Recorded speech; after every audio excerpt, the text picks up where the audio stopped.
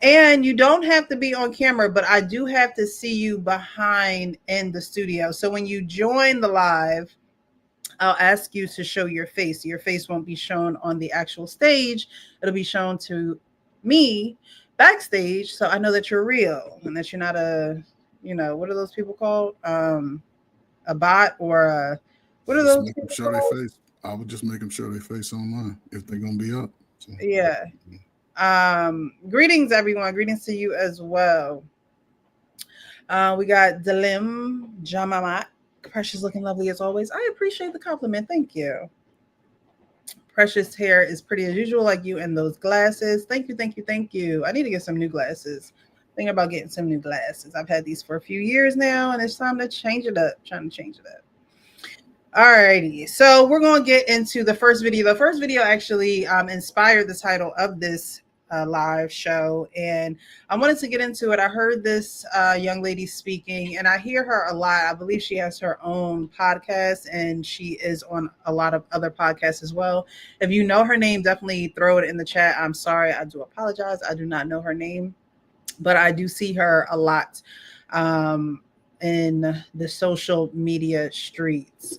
So she talks about how marriage is a nightmare, and she goes on to explain why it's a nightmare. So I'm going to put this video up on the screen. Guys, if you're here, if you're joining us, hit the like button. Thank you for hitting the like button over on Facebook. I see some people are watching, so thank you, thank you, thank you. And we're going to get started. The reason why the divorce rate is higher now is because we refuse to put up with the infidelity, the lies, and the cheating for the sake of being provided for. No, I think we as women have been sold a dream, and we're realizing most times it's a nightmare. Mm-hmm. The nightmare of being a wife to a man that has no leadership, that doesn't desire to provide, that wants to go 50-50. So now you're in a passionless relationship with a roommate that you sometimes get to have sex with. That's not ideal. Sometimes it's ridiculous. You don't really desire that person. You've settled for that person. That you tolerate this person. You don't appreciate this person. And when you realize that that's the truth, and now we live into this space where people are so like, I need to feel seen, heard, and acknowledged. But do you allow for growth and grace? Your standard is so high initially with a person that doesn't even know you. How do you teach someone how to treat you if you don't allow them the space and time for you to actually teach them? Mm-hmm. So now everybody is quitting early and quitting unnecessarily because it's like, I was told to get married and I did this and this isn't what I was expecting. Okay, well, how do you make it into what you were expecting? How do you do that work? How do you get into that bag? But mostly right now, everyone is just pushing the label instead of its contents. Well, if I have a jar with a label on it, but it's empty, it's still empty. But if you have a jar with the contents in it, then it's a bottle of whatever you actually have. And most people aren't bottling or embodying husband and wife. They're embodying the label of marriage without its contents. So I say that to say most people get divorced. And this is why 70% of divorce are initiated by women, because they tell us this is the dream, but it's actually a nightmare. We're not clear on what it even means to be an actual wife. And most men are not prepared for what it means to be a husband. It's a responsibility. People are going into this lifelong, most important decision that you'll ever make in your life. Like, you don't even know if this person has staying power. You haven't even stopped to ask, like, what are you still healing from? What desires do you have? How many times do you need to have sex in a week? What do you need from me weekly or monthly to feel seen, heard, acknowledged, appreciated, and respected? Like, the things are not happening. It's like, I like you enough. You were persistent enough. Okay, we can go together. Boom, we have kids. Boom, we get married. Now we're stuck. That's not a dream. That's a nightmare. I don't even like you. I tolerate you because we split the bills. It's never ideal, in my opinion. Okay, so based off of first listen, what do you guys think about what she is saying in regards to marriage being a nightmare, why it's a nightmare, and the expectations versus the realities? Sarah Fonte, by the way, is her name. Sarah Fonte, shout out to her. Oh, okay. And I think she often makes great points, and in that point that she was making, I think is valid. A lot of people don't do the due diligence to or homework to know what to expect, and have an expectation that is just really not realistic when it comes to marriage. You know, when I speak to my married brothers up here, pretty often they let us know that it's work, and a lot of times people want to receive the prize without putting in the work. And it doesn't always work out that way. And a lot of women specifically, as she was saying, idolize the prize and the idea of marriage, not really wanting or knowing the work that they got to put in for it. And here we go. So I think she made a valid point, or she makes valid points in her perspective. Okay, so when you say that there are unrealistic expectations, what exactly does that look like in today's society? In today's society, it's a slew of them. I mean, happy wife, happy life, unrealistic. Um, uh, uh, he needs to. Everybody needs to be perfect. Or if they're not everything that I want 100%, they're not worth my time and energy. I should move on. Unrealistic. You're probably not going to find somebody 100%. And if they do get to 100%, it'll be because they worked on that percentage that was absent. So there's a lot of different ways how it looks. Too many to mention. I agree, and she normally does have really. She normally does make a lot of good points when I hear her talk. Um, just on a regular basis. I know her own podcast, her personal podcast is called Is Giving Podcast, and then I know she appears on Tonight's Conversation now. Since that whole thing blew up, but generally when I see her, she makes a lot of good points. I think every now and then, like she might say something where you'll turn your head and be like, "What?" Almost like chameleon like. But for the most part, she generally makes good content. She normally makes good points when it comes to relationships and men and women and all of this stuff. And I remember, I don't know what, another time that she was talking, I think probably one of the times that she raised like the most eyebrows when she was talking to dang, I forgot his name now, but the rapper, I forgot, Waka Flocka. She was talking to Waka Flocka, but for the most part, yeah, she normally on, and I think she made some good points in here again. I agree with Sean, which is crazy to start the night, but I'm just but with the unrealistic expectations, I think there's a lot of unrealistic expectations sometimes and I think going into the marriage, or when you find a woman, I don't think your expectations are unrealistic a lot of times when you're a man, just depending, because most men will put them out there from the jump, like as far as like what they want, and it kind of don't change for us, right? Like things you might be like, okay, yeah, okay, I do, like I want this, okay, but they're not super like drastic changes. But sometimes when women go into these things where every dude got to be 6 feet and above. Okay, well, I'll settle if he's 5'11. You know what I'm saying? Or he got to be making this amount of money, and then or even in the case of black men and women, like black men are more trade based. They normally lead the trade industry, but women, a lot of black women will be like, well, he ain't college educated. You know what I'm saying? Things like that. That does not just mean that you're a smart person, an intelligent person, because you went to college. Like that man going to go get a trade or whatever the case may be, like he can still bring in and provide and still lead a family and do those things. And I think it's unrealistic to rule somebody out because he's a plumber, not knowing how much a plumber can make, or a handyman, not knowing how much a handyman can bring in and help to provide for a family. Like no matter how much education you have or not. Because a lot of times that education comes with a lot of student debt. And when you come together, he has to take that on too. You know what I mean? So just is what it is. But yeah, I'll land right there. Okay. Okay. I'm gonna say it again, man. I hate the fucking crack era, man. Listen, we're talking. Okay. So we're talking about people in the last 5 or 6 years, right? She's probably what, late 30s, going on 40. Her mind woke up. She's going on 40, so she's first, second generation of that beat. She born in the 90s, 89, 90. But you're in a marriage, right? Yes, everybody grows. But you mean to tell me that people are still trying to figure out relationships, and when they meet somebody, they don't have these type of conversations. She's talking about trauma. What are we talking about? You mean tell me everybody's taking their bullshit? I mean, listen, nobody's trauma. I'm not dismissing nobody's trauma, however it is. But if we're talking about stuff that happened as teenagers with our friends and how our friend, and people cheated on me, that's child play. That's child play. And the fact that you in a marriage though, and then you so much, I don't listen to too many people that don't look at the camera when they talk about stuff like that. I don't. That eyes is important. Even though I, wear shades, when I be talking, I be looking directly at everybody I'm trying to talk to and listen. When people be talking like this and never look at the camera, I don't trust that. And the fact, if this is the message that women, because they like attention. Women, they go through that 38 to 40, they like attention. That women are gonna preach to other women.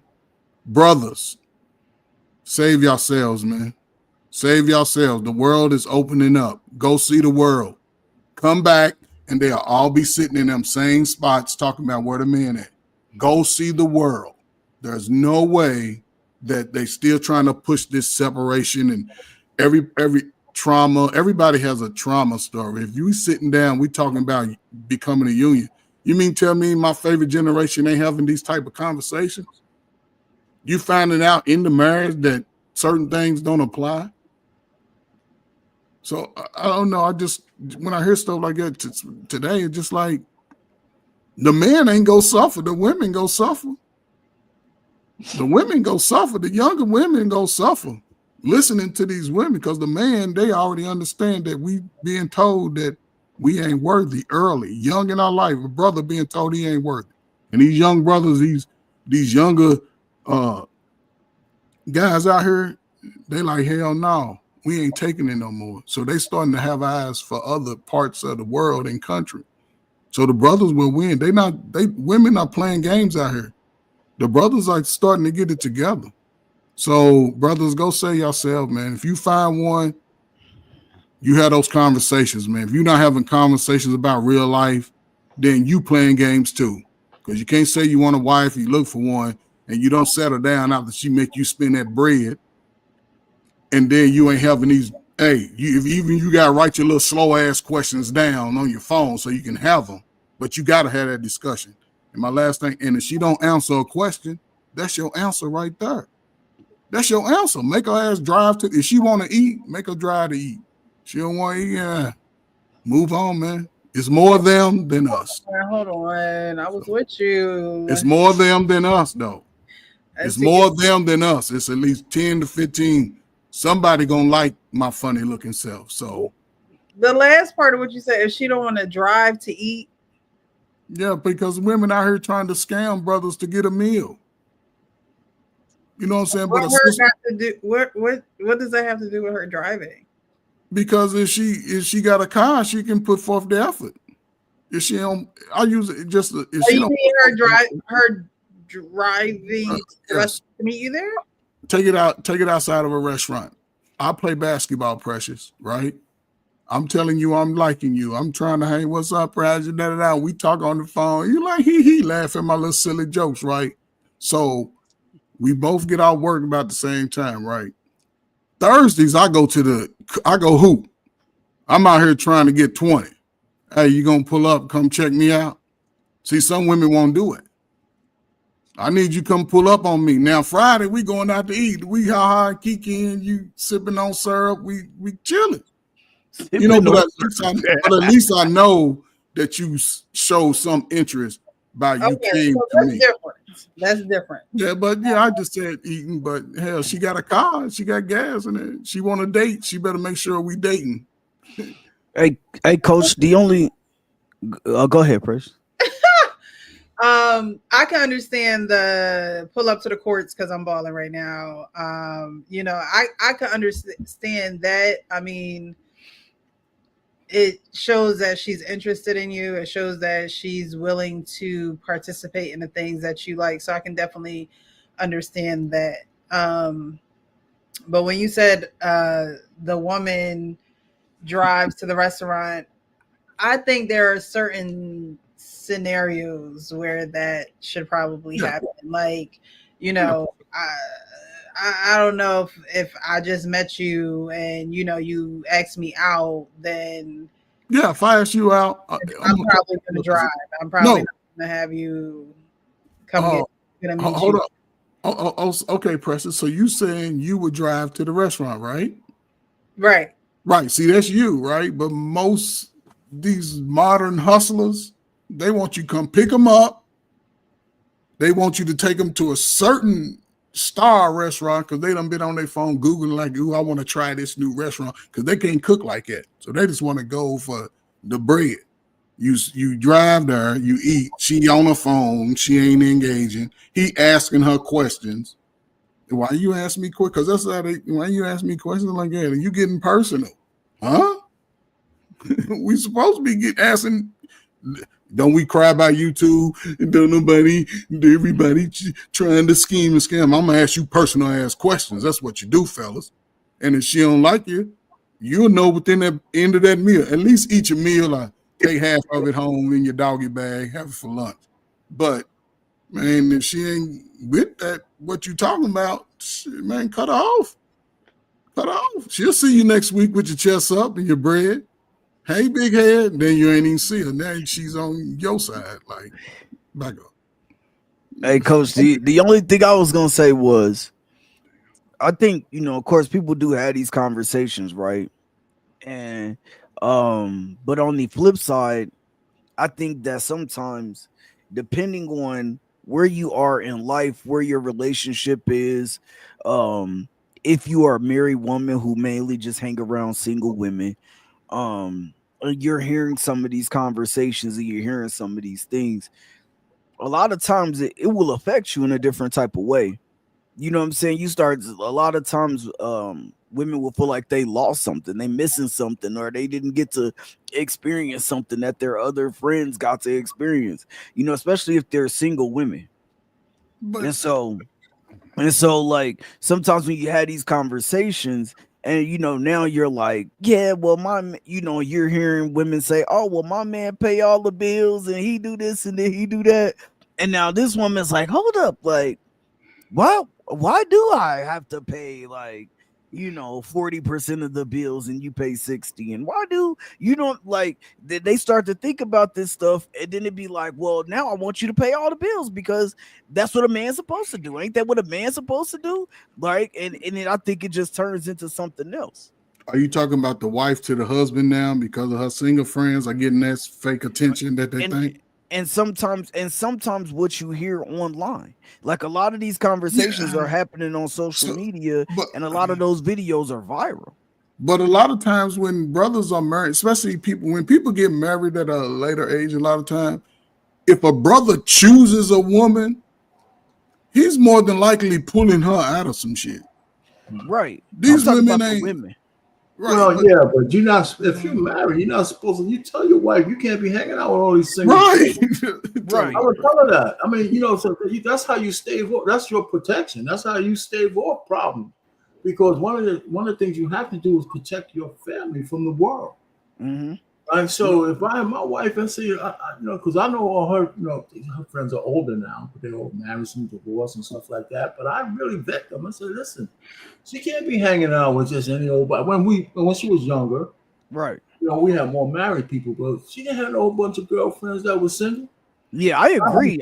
I agree. I was just speaking for. No, I know what you were saying. I'm just saying. Okay. I'm going back to the what the lady was saying about nightmare. First, it sounded like she didn't know how. Like most women don't know how to vet men. But how do you get to whole marriage and have so much stuff that you don't know about, right? And so your marriage turns into a nightmare. Now she wasn't just blaming it on men. Women can make a marriage into a nightmare as well. But I'm saying the things that she says, so many things. Here's just a couple of things that's not true.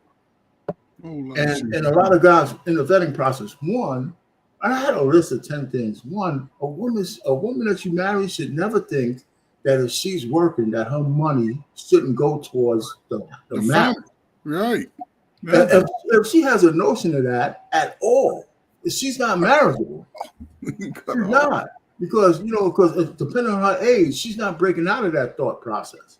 So, I mean, this whole notion about 50-50, my money's my money. A woman never told me that, man. I don't want to talk to you no more, other than maybe I would not even have sex with you. After a while, you say, I don't even want to fool with you. I don't want to open that door at all. The other thing is, she mentioned about, sex, something about sex. She was talking so fast. If you don't know what your wife's sexual battle rhythm is before marriage, you made another mistake. You need to know, because you have to tell your wife, listen, you're going to be my only piece for the rest of my life. I want to know what your sexual appetites are like. Man, because if you like get kind of dry up and turn into a peach, and what I'm supposed to do? Be a peach up, ain't I thought it'd be a raisin or something. Whatever you turn into, man, you know what I'm saying? I mean, these are the conversations that you're supposed to have before you get married. And that's why I'm not for this. I'm not this ultra Christian guy saying you shouldn't touch the waters either. I think that might be a mistake. If you're Orthodox, that's one thing. But if you're not, you want to know whether a woman's hungry for you and you're hungry for her, man, and whether you're settling on 2, 3, 4 days a night. It's going to vary for people, but you want to know that she wants to give you something. And forever, forever. So those things you need to try to get them, out of the way. So she said a lot of stuff, but she said a lot of stuff from a trauma standpoint. And it sounds like I wanted to say, well, I wanted to use one of a woman's line. Well, who hurt you? But she looked like she probably tried to go for high-powered men that got what they wanted out of her, but didn't give her enough back. Right? That's what she looks like. She's a very pretty woman, right? So she's got the kind of high-level trauma, I think, that's pent up, and now she's spreading her experience to everybody else. And there's got to be more to the story. By telling people that marriage is a nightmare, that's dumb as hell. It's just bad mojo. Because marriage can be a nightmare, but if you just leave it at that, what are you training people to think? They're just hearing that, because a good marriage is certainly not a nightmare. Even though it's so few of them, there's so few of them these days, but still. But there's some ways to get around, to make sure your marriage is as best you can, but it's never going to be worry-free. It's never going to be carefree. Right. It's never going to be this fairy tale shit. I'm listening to it there. Precious, I have a question for you. Mm-hmm. This woman you chose this video, right? Mm-hmm. Would this be some advice you take? Would this hint, or would this deter your decision to want to be married? And do you think it would deter most women's decision to not want to be married? Would it deter my decision? No, because I don't base my decisions off of social media, viral videos, and the propaganda of the media streets. I just don't. I do this for YouTube. This is not real life for me. We have these conversations about real life, but as far as the thought process and things of that nature, there are videos you can watch and you'd be like, oh, that makes sense, but is it a belief system? No. However, you guys watched this video once, right? And so we're going to watch it again. We're going to pick it apart because that's the second part. Precious. Yeah. Do you think this would encourage most women not to get married with her message? I think that if they watch it once and keep scrolling, yes. There are things that she said that are true. And then there are things that she said that we need to take a deeper look at. And I think if you don't take a deeper look, then yes, you're going to be like, marriage is a nightmare. I like to know what's true. And the part that I like to know what's true is that what I push on my wife and what she would push on me to put me in that state, or are these things that I'm already coming into it with? See, that's a difference. about all Maybe this we gotta trauma. stop the video after each point, you know. So Yeah, so I like to see, because I'm Yeah. looking for it. Because she does talk very. I don't know if the video is sped up that fast or It she's was No, sped up. that's how fast she's talking because she knows she's talk talking that fast, bullshit. but I don't know if No, the the video videos- is sped up. It as sounds well. well. And do you know before, like, was she asked this question, or was it like, I don't Was she remember if she offering was it up? asked the question or if she like brought this up?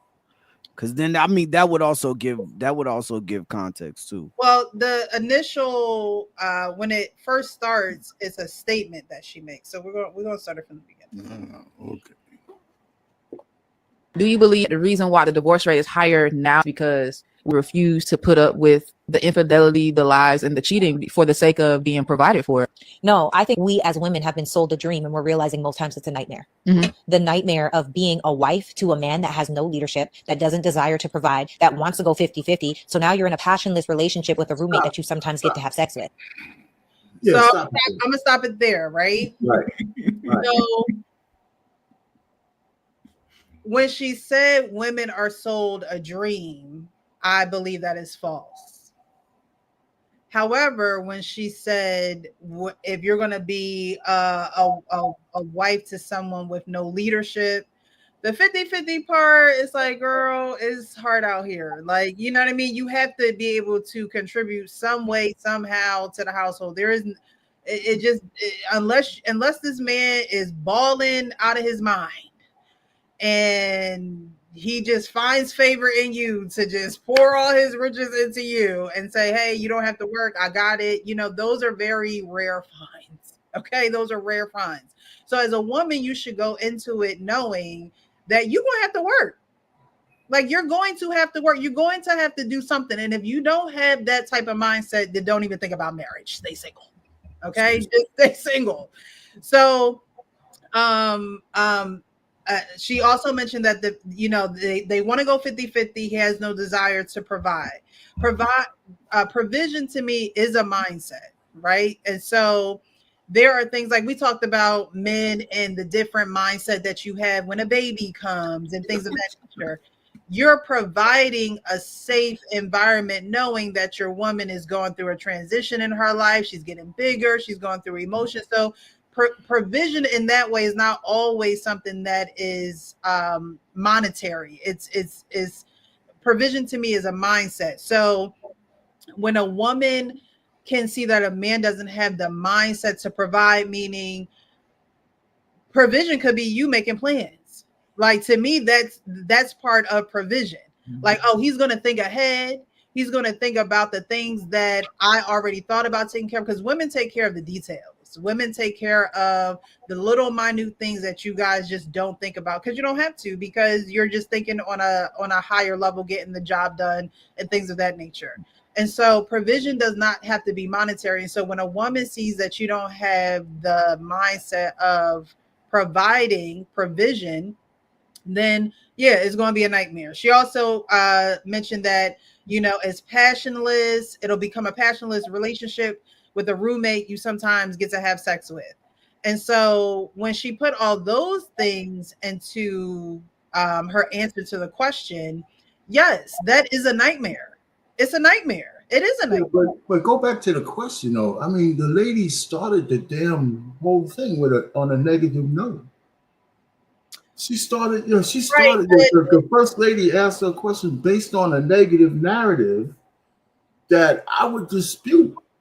Right? I mean, what kind of man are you talking about? She said, "What? He's cheating on you. He's this and that." For women say that, to me, that's always a projection, because they cheat just as much as men do, or more.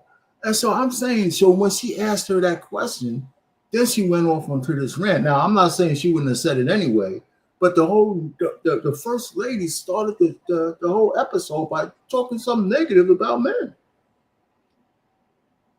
Well, I mean, we don't get to pick the questions. This is a clip. I didn't watch. No, don't take it that way. I'm saying that, like what Frank said, that might have prompted the way she answered.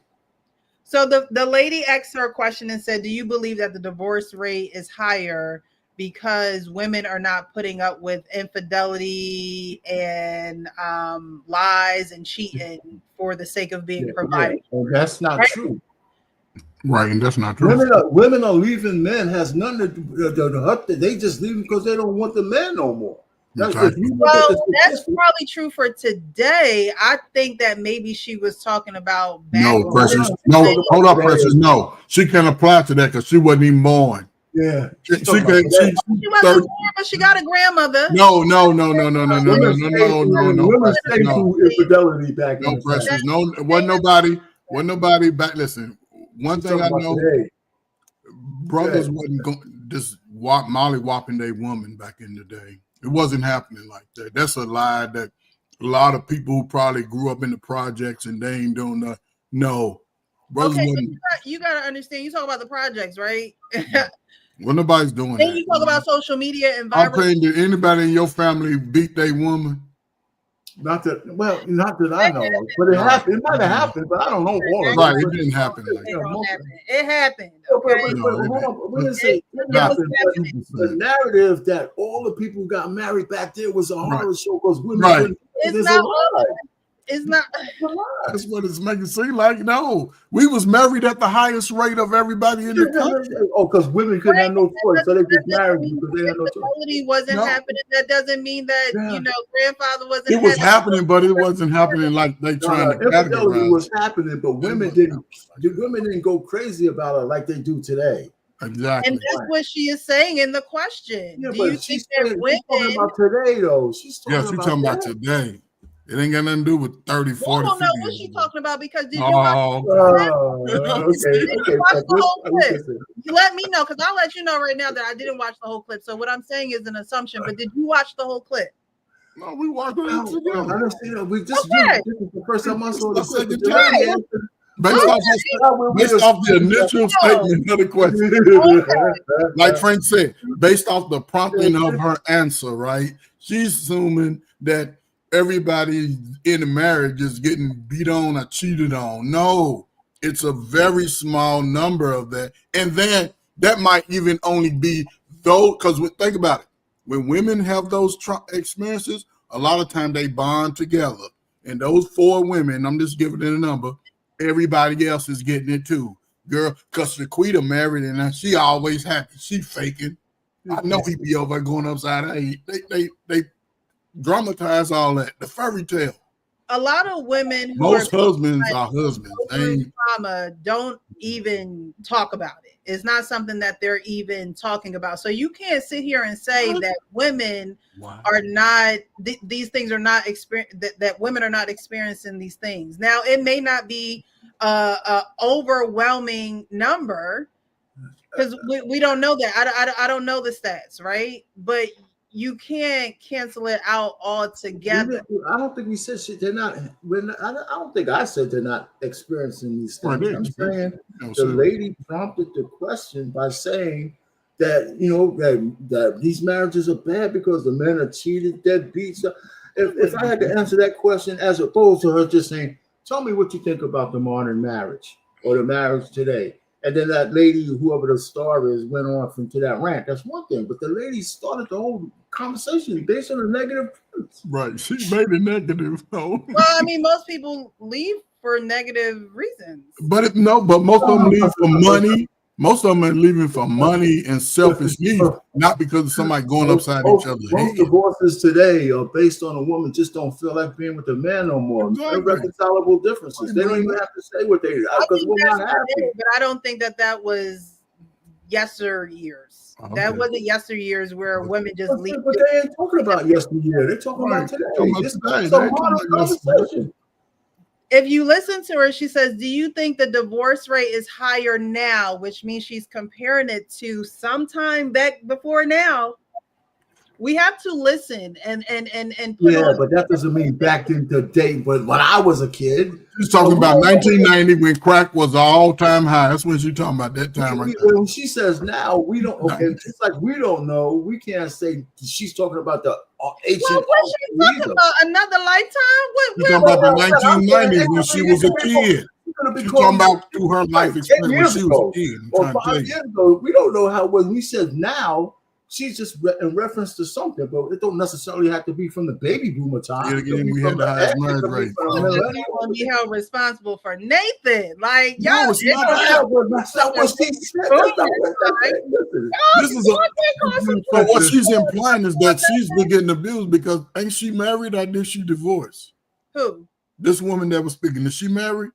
I'm not sure. I don't know much about her. Well, so she ain't married. She's just going by maybe opinion or whatever. But if she's divorced, then okay. So let's go with the premise that we're here with. So she said what she said. Okay. Yeah. Now she said some good stuff and some bad stuff, but it's based on a negative premise. So that's where she went. So all of a sudden, she's painting a picture of the dark side of marriage. That's what she's painting. She's painting the dark side of marriage when you go into it, not having those conversations, not having certain knowledges about each other. She's saying that marriage is a nightmare because people don't actually do the actual work to get to know the other person and themselves. Saying be real with yourself so you can be real with others. Well, she right? didn't say that though. She should have said that too. Okay, so we're gonna keep going. Okay. That's not ideal. Sometimes it's ridiculous. You don't really desire that person. You've settled for that person. That you tolerate this person. You don't appreciate this person. And when you realize that that's the truth, and now we live into this space where people are so like, I need to feel seen, heard, and acknowledged. But do you allow for growth and grace? Okay, so why would you marry somebody that you don't like? That's my thing, that's what I'm thinking about. She's just said it herself. One ways where this woman is She also said that too. Our paying people are splitting the bills. No, we're supposed to split the bill. Hold on. Did she or did she not say you settle for that person? Did she? Yes. Right. So you saying that I'm going into a marriage with the already knowing that that I'm settling for this nigga over here. Come on, no, don't marry. You said it. Who's settling? She's talking from her experience. She can't be saying, okay, is she saying her husband settled for her, but she wanted to get a divorce? No. She believed she could have did better, but she settled for Frank. She's not talking about herself. Y'all, I don't know.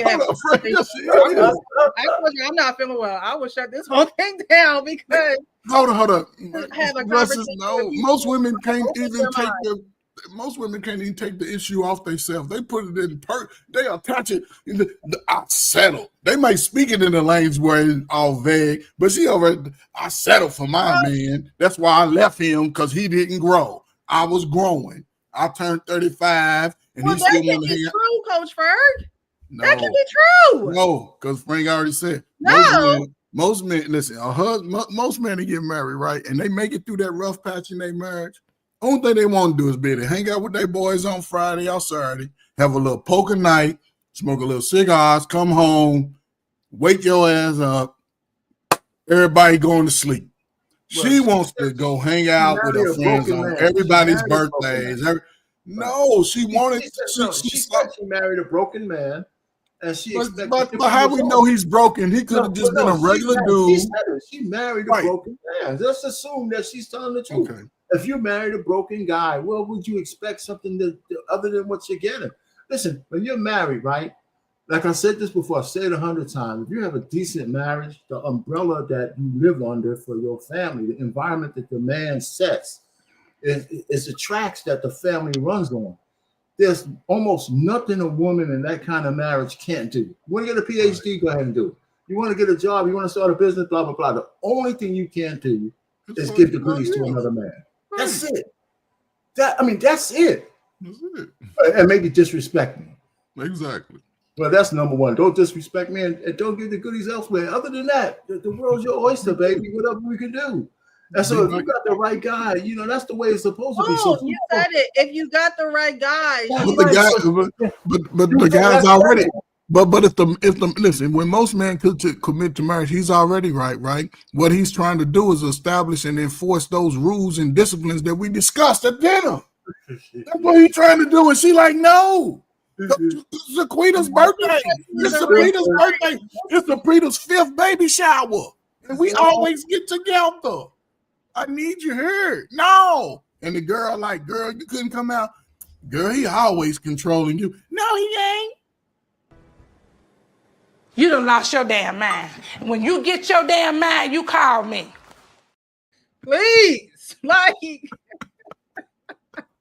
please. I'm trying to tell you. It just makes no sense to me. Because even the right guy got room for growth. Even the right guy got room for growth. If you don't think you have room for growth, you just need to go and be with the Lord right now. Just go and be with him. Just ask the Lord to just take you up yonder. Take me to the king right now. Just take me to the king. The right guy has room for growth. Okay? Yeah, but Precious, okay, listen. Okay. So is growth from a husband, say a regular guy, he's starting out there, we get married young, right? The guy, he started out making $20. Then he make $25. Mm-hmm. Then all of a sudden we 10, 12 years in, we're going into our 30s. Now I'm making close to $30, 60, 70 a year, right? Because still, most black women are making less than most brothers. It's a vague difference. That 12% of sisters go to college to get that high earning job. Everybody else, y'all ass got to go work at 7:30 in the morning. Regular people like the brother. He might get off the same time. But if a man is married, he's going to be thinking, okay, we got to get this down the road, da, da, da. Most women think immediate self. There's no, and when they start getting to a point where they believe that now he ain't growing because he like his job, he got a responsibility at his job. She want to move around. She want to, because everybody act like they got 42 vacation days and shit on YouTube and shit. Everybody traveling and all this, but really most people just hanging out with each other, talking about other people doing nothing, spending money. So I don't know. When I see, I think, and I'll say, shut up. These type of things are going to affect a lot of young women and women your age who's looking for husbands because y'all don't separate from that. Most of y'all have y'all friends regardless. Y'all stay friends to the end. Brothers will cut a nigga off. I can't even be around him right now. But most women single. In real life, because that's what I do. But anyways, growth is way more than what you make an hour. Growth is way more than the money that y'all make. It's way more than you making $12 at a certain age, and then that's what you're supposed to do. That's what everybody's supposed to do. Well, you're right. You're right, Precious. You're right. Sean, please let me get my point across a few times tonight. Okay, growth in that aspect is something that everyone should strive for. You should start off at a job and make a certain amount of money, and then demand what you have earned and what you have worked for. Yeah. Well, that's a given.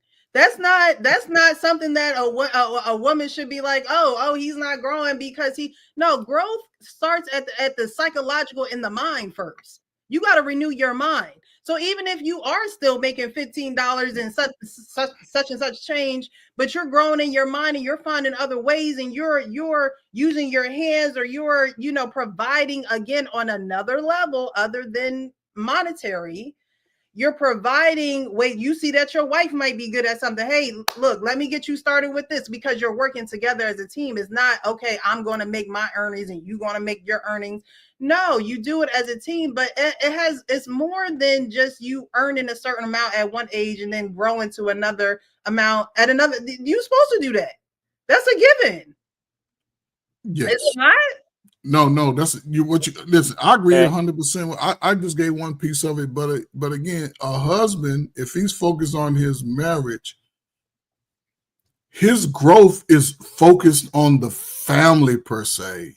It's not showing everybody else what we doing and what we got, and it's just a different type of man. You know what I'm saying? I think most married men want to protect everything about the family, even when it's building the finances, making sure our children are sort of strong. But again, today it's a lot of what about me? I want what I want, and I'll blow everything up to get what I want at the wrong part of life. Most of these people are coming, you get married at the perfect time, but then you get into this 34, 35, all of a sudden you done woke up. Now, it was a struggle, but you just now starting to make your good money. The kids are starting to, they starting to be independent, self-sufficient. And I'm going out here doing my thing. And you ain't doing nothing but hanging out with more women who like, yeah, girl, come on, be single with us. And the man, he can move on.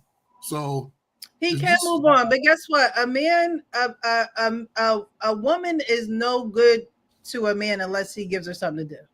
If a man don't give you nothing to do, then he don't mess with you like that. But ain't she supposed to be working? Let the woman on the job give us something to do. They're supposed to be working. However, when the two become one, the man still gives the woman something to do. You gonna keep up this house that I provided, that we are living in? Are you going to take care of the kids? No. Are you gonna? No. I want a maid. This is why women get married. This is why women are not seeking marriage. But that's what they not wanting to do, Precious. They don't want to do that, Precious. You hear them all the time. They don't want to do that. That is the woman in the video. Okay. No, we want the women to be a part of the family, and that's part of the family. Yes. Speak that way. You should really speak that way if that's what you want. Well, Precious, what you said earlier, you said what you are speaking is more death upon a culture that's what they're doing. She said it. The video said what? And so are you. And so are you. Oh, I'm not saying. Okay, I'm not saying it though. Okay. So are you. Precious, when you said John, you in and out, brother. You froze. You on that stream. He on the trying to be on a podcast. That's why I jumped in earlier. But what you said earlier, you said growth is important, and you're right. Growth is important. The problem is that we have two definitions of growth.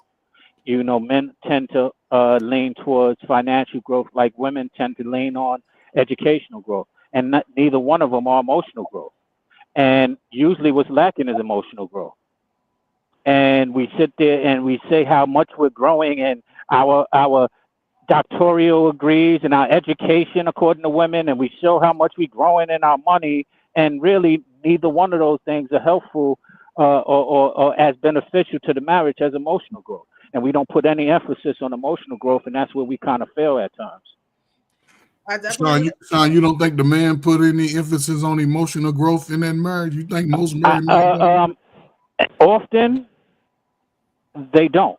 Sometimes they do. Yeah, wow. Often they don't. Often they put more emphasis on financial growth. That's what they think about. I provide. I can get the money, and that's what society.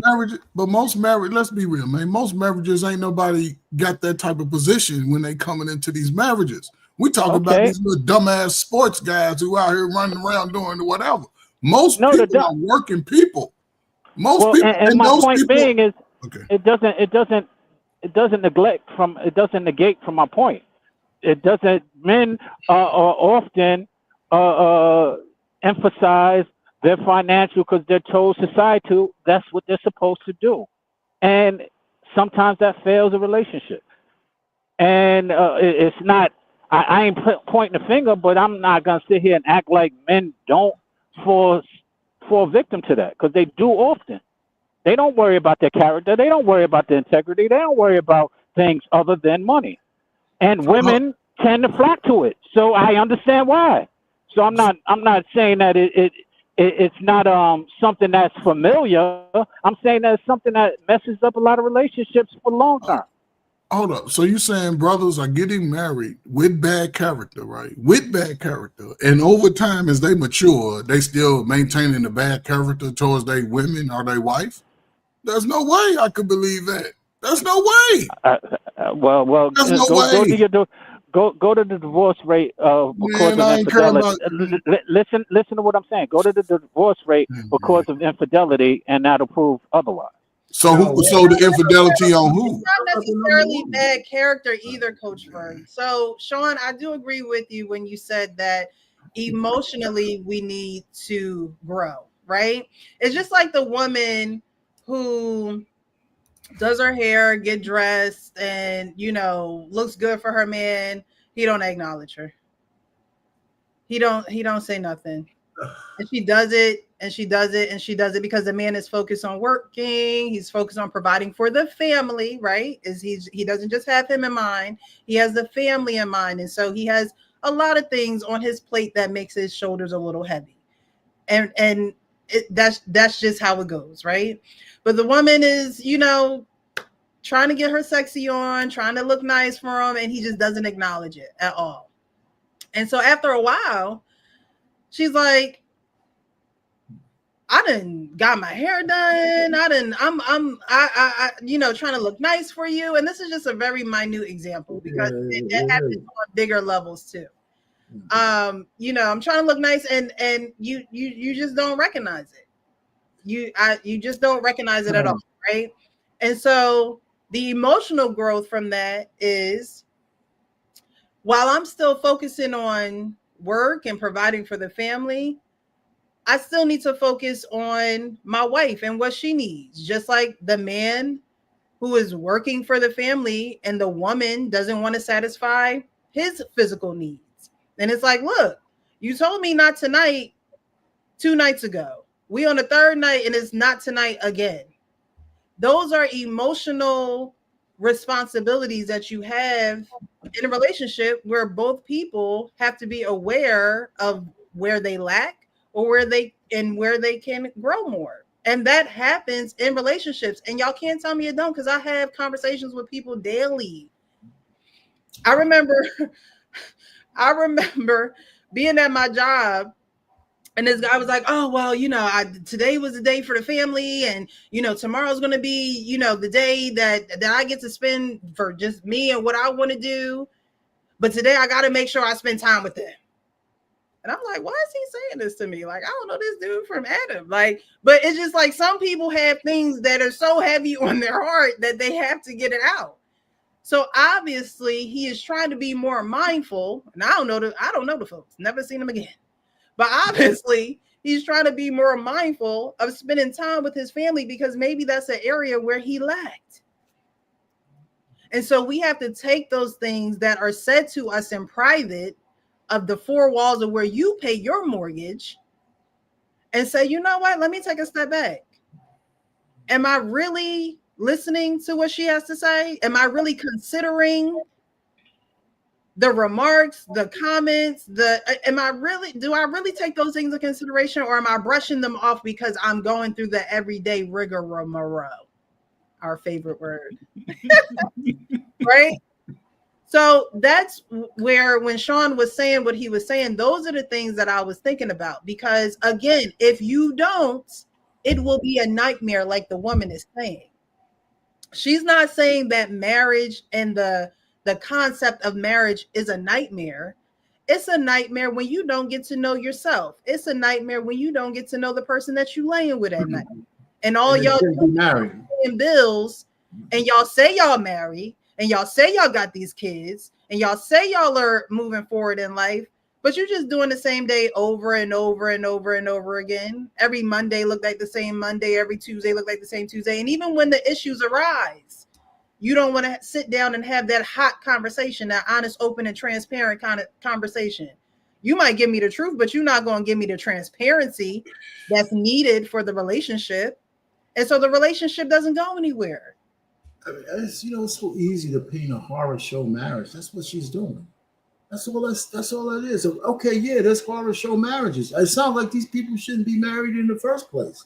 Bingo. That's what I'm saying. So the real issue is that the vetting process, and one thing she said that I can remember with all of soups she was talking about, is that people weren't prepared to be married, right? And they did it anyway, and then brought kids into it and all that kind of stuff. I expect if you're gonna, that's where, if there's no growth when you getting married, when both of y'all don't know shit and you don't try to grow together, I expect it to be a horror show. Hold on. So I'm just saying. I mean, if the point, but the nuance of what she's saying is going to be lost on the audience that's out there. All they're going to hear is that marriage is horrible. Hold on. Okay, I'm going to just say, okay, go ahead, Frank. Go ahead. No, I was going to say there was a message in here that he had added me. He said, well, Anthony Wright Network. He said she was describing what most women talk about when they discuss their divorce. So in that clip, he said she was describing what most women talk about when they discuss. Yeah. Okay. So that's why I wanted to ask, was it just her bringing that up, or was it just like, like what was that conversation about, or was it just her going off about like what, because it's almost like I forgot, it wasn't this clip, it was maybe like another clip or another clip that went viral. Not so much her, but we were talking about, I'm not sure if it was here or we talked about it on BMU, but it didn't give like as far as like the full like I think it was like I think it was Candace Owens or something. We were reacting to something along those lines, and it didn't come off as like it came off as if she was saying it more than other people are saying, what I'm saying? Like, or other people are telling her, because then it's like, you look at that person and you're like, well, you're not married. You don't have these things going on, and you don't have this, and you're discussing it like that. And then it's like, you start to attack that rather than the points that they're made, than the points that are made. Or I'm not saying you, but I'm just saying in general. But yeah, you start to attack the person rather than the points that are made. And then, you know what I'm saying? That becomes more of the focus than the things that are talked about in the video. And so, like, if we're talking about the video as a whole, like, yeah, like somebody, and if you're answering that question and, you're getting these type of replies or, you know what I'm saying, just all these type of answers from all these different women that you're talking to, then that's how you're going to present that message. And so it's like, you know what I'm saying? Like, do we address the points, or do we address the person because of that person? Do we address the person who's asking that question because they're not married or whatever the case? Or do we address the points or whatever the case? So it's just trying to figure that out, and then just trying to get the overall context so we can actually address the points that are being made rather than addressing the person. You know what I mean? We got the context though, right? Now that question or that whatever that guy put up there, sounds like that was the context. Now it all makes sense. Right now, I was about to say, yeah. So like, especially if it's coming from that aspect, it's like, okay, then now I can see why a lot of women are saying those things, because that's a lot of what is promoted on social media. If you look at 99% of probably 95 to 99% of the things that are promoted on social media is he got to make this amount of money, he got to be college educated, he got to do this, he got to do that, he got to do this, he got to do that. My single friends told me that she be getting buzzed down by this person and that person. She had the best that she ever had. You know what I'm saying? And you have actually seen women say like, my single, like a couple of my single friends got me divorced. Not so much they did the divorce or anything like that, but just because they made it seem like it was so fun on the other side. You know what I mean? That I had to just see for myself. And I either lost a good man or I left the relationship, that wasn't abusive, wasn't dangerous, but it was just stagnant. We were just there. We were loving each other, and it wasn't a growth thing or whatever, because that's not what either one of us really required. We both were just there and we were doing our things, but it wasn't like I was pressing him to go out and get promoted. We were just there in our relationship, and we were doing our everyday thing. But my friends were like, shit, girl, I be going here to Miami. I be going here to this place. And then I started to look at those things, and I see my friend traveling all the time. And me and my husband, we go on one vacation a year. So like, these are a lot of things that you see online every single day. So if she's answering that question from a point of, this is what I'm told of women who say these things, then I absolutely 100% agree with her. If she was saying that from her aspect, which I don't think that somebody would go through all of those things in one relationship, but I would be like, okay, this is crazy. Yeah, I never thought that she was speaking about herself, even without seeing the whole clip. And I never, when I watched it, I never thought that she was painting marriage to be a nightmare. She was giving all the symptoms of a marriage that could be a nightmare and what that could look like if, you know, the certain things that she named occurred. So we're going to just keep going real quick. Your standard is so high initially with a person that doesn't even know you. How do you teach someone how to treat you if you don't allow them the space and time for you to actually teach them? So now everybody is quitting early and quitting unnecessarily because it's like, I was told to get married and I did this and this isn't what I was expecting. Okay, well, how do you make it into what you were expecting? How do you do that work? How do you get into that bag? But mostly right now, everyone is just pushing the label instead of its contents. Well, if I have a jar with a label on it, but it's empty, it's still empty. But if you have a jar with the contents in it, then it's a bottle of whatever you actually have. And most people aren't bottling or embodying husband and wife. They're embodying the label of marriage. So this part right here, people are embodying the label of marriage instead of having the actual contents. What do you guys think about that? Do you think that's a true statement, or do you think that that's kind of what I was sharing initially, is that they put this label, which is the expectation, and it doesn't always amount to what they expect. I think so few people are getting married. I don't know what to think. I mean, our marriage rate is like 30%. I mean, I you know what? Here's my thing. I think they say it's around 30%. So what? So the marriage rate was going up. Well, it's low. It's like 30-some percent. Well, what I'm trying to say is the marriage rate is so low that I think in those marriages probably are the better marriages in the modern day because nobody else wants to get married. If you get people actually go down the altar these days, it seems like they had to some resolution to actually do it because everybody's telling them stay single, both men and women. That's why, so the married ones, huh? I say even the married ones. Well, listen. What I'm just trying to say is when, like I said, the marriage rate is so low. I'm thinking maybe the quality of those marriages are probably a little bit better than if it was 60 or 70%. Because I would imagine that you would have to do a lot of soul searching to actually get married these days, since so many people don't want to do it. That's what I'm thinking. So I hear what she's saying, and I don't have any problem with this last little clip of what she's saying. I think that was correct. But, I just don't know. I'm just thinking, we're in dire straits. That's all. I think y'all are in dire straits. I'm already done. I mean, I'm talking about y'all, except for y'all in dire straits. See, you're right. I mean, they are. I'll put it, okay. Even in our marriage, like I said, in our history, we was well over 50%, right?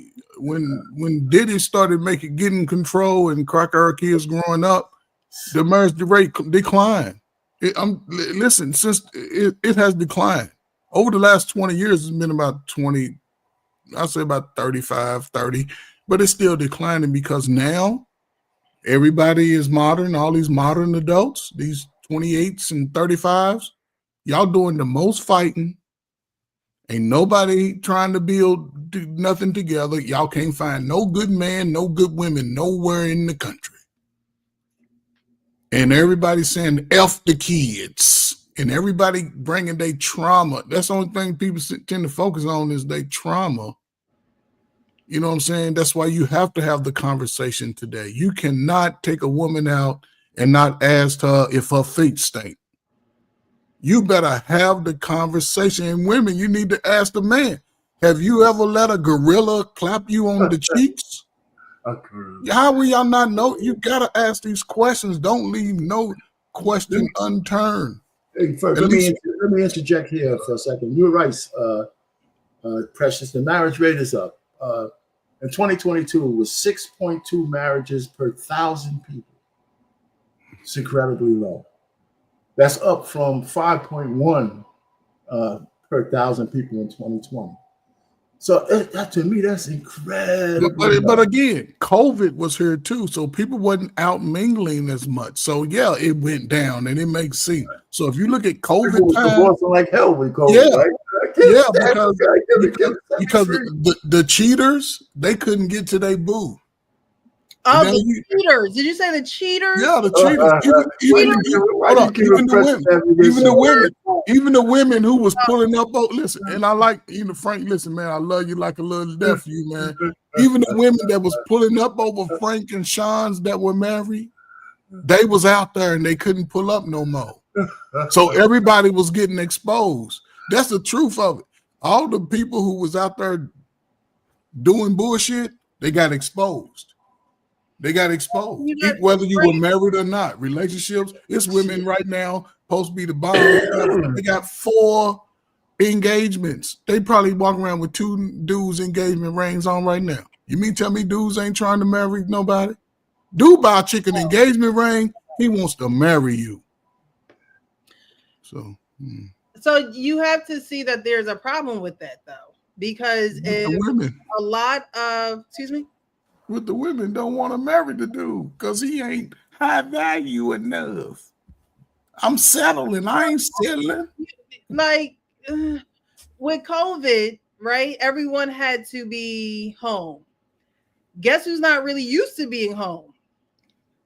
Who? Because apparently he ain't working. A man is not used to being home. So that's an adjustment, right? An area of growth that can take place that didn't take place. You know what took place? Divorce. Divorce.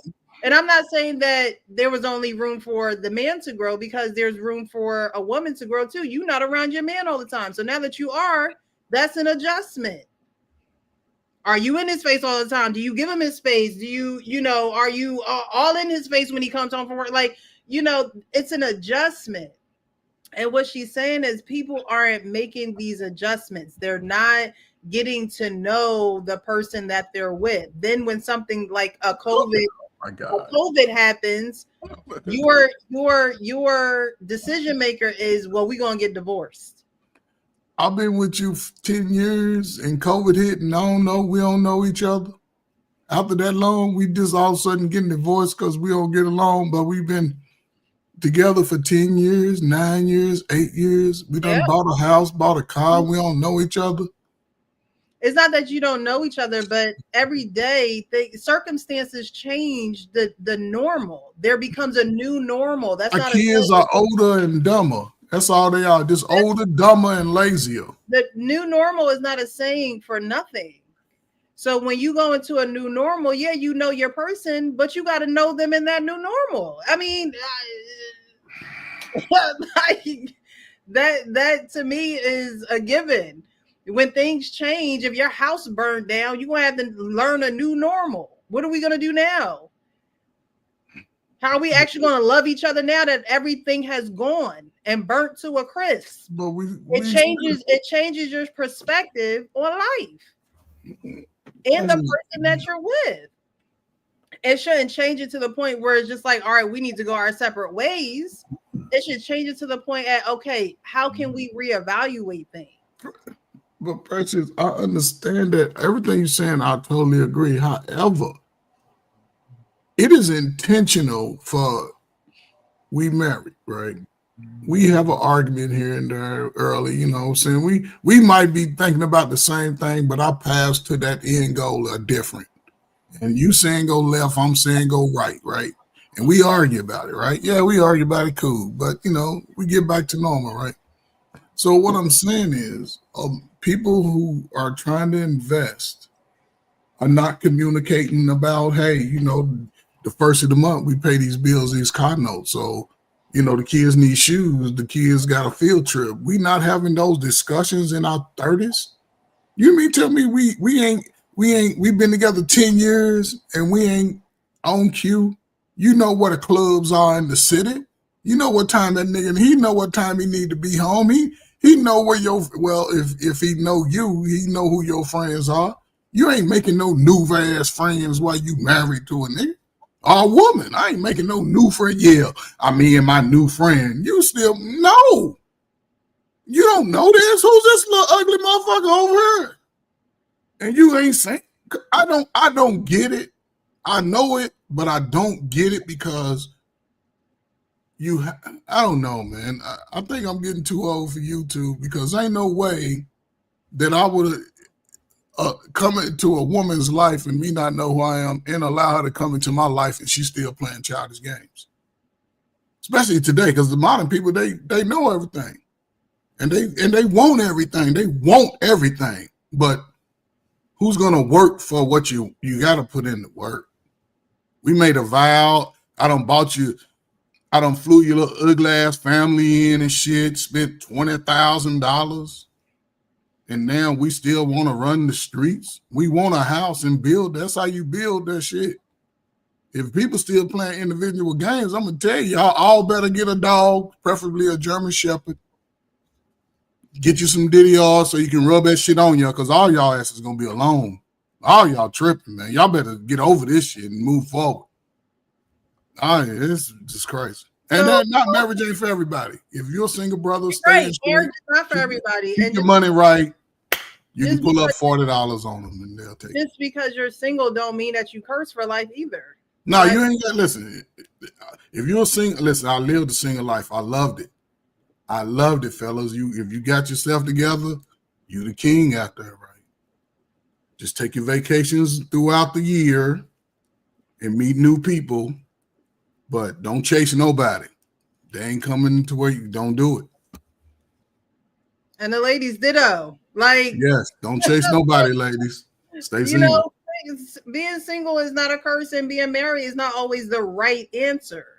No, it's not. For some people, because some people they can't let go of that selfishness. They can't be transparent. They can't let go of their trauma enough to even get to know another person. Yep.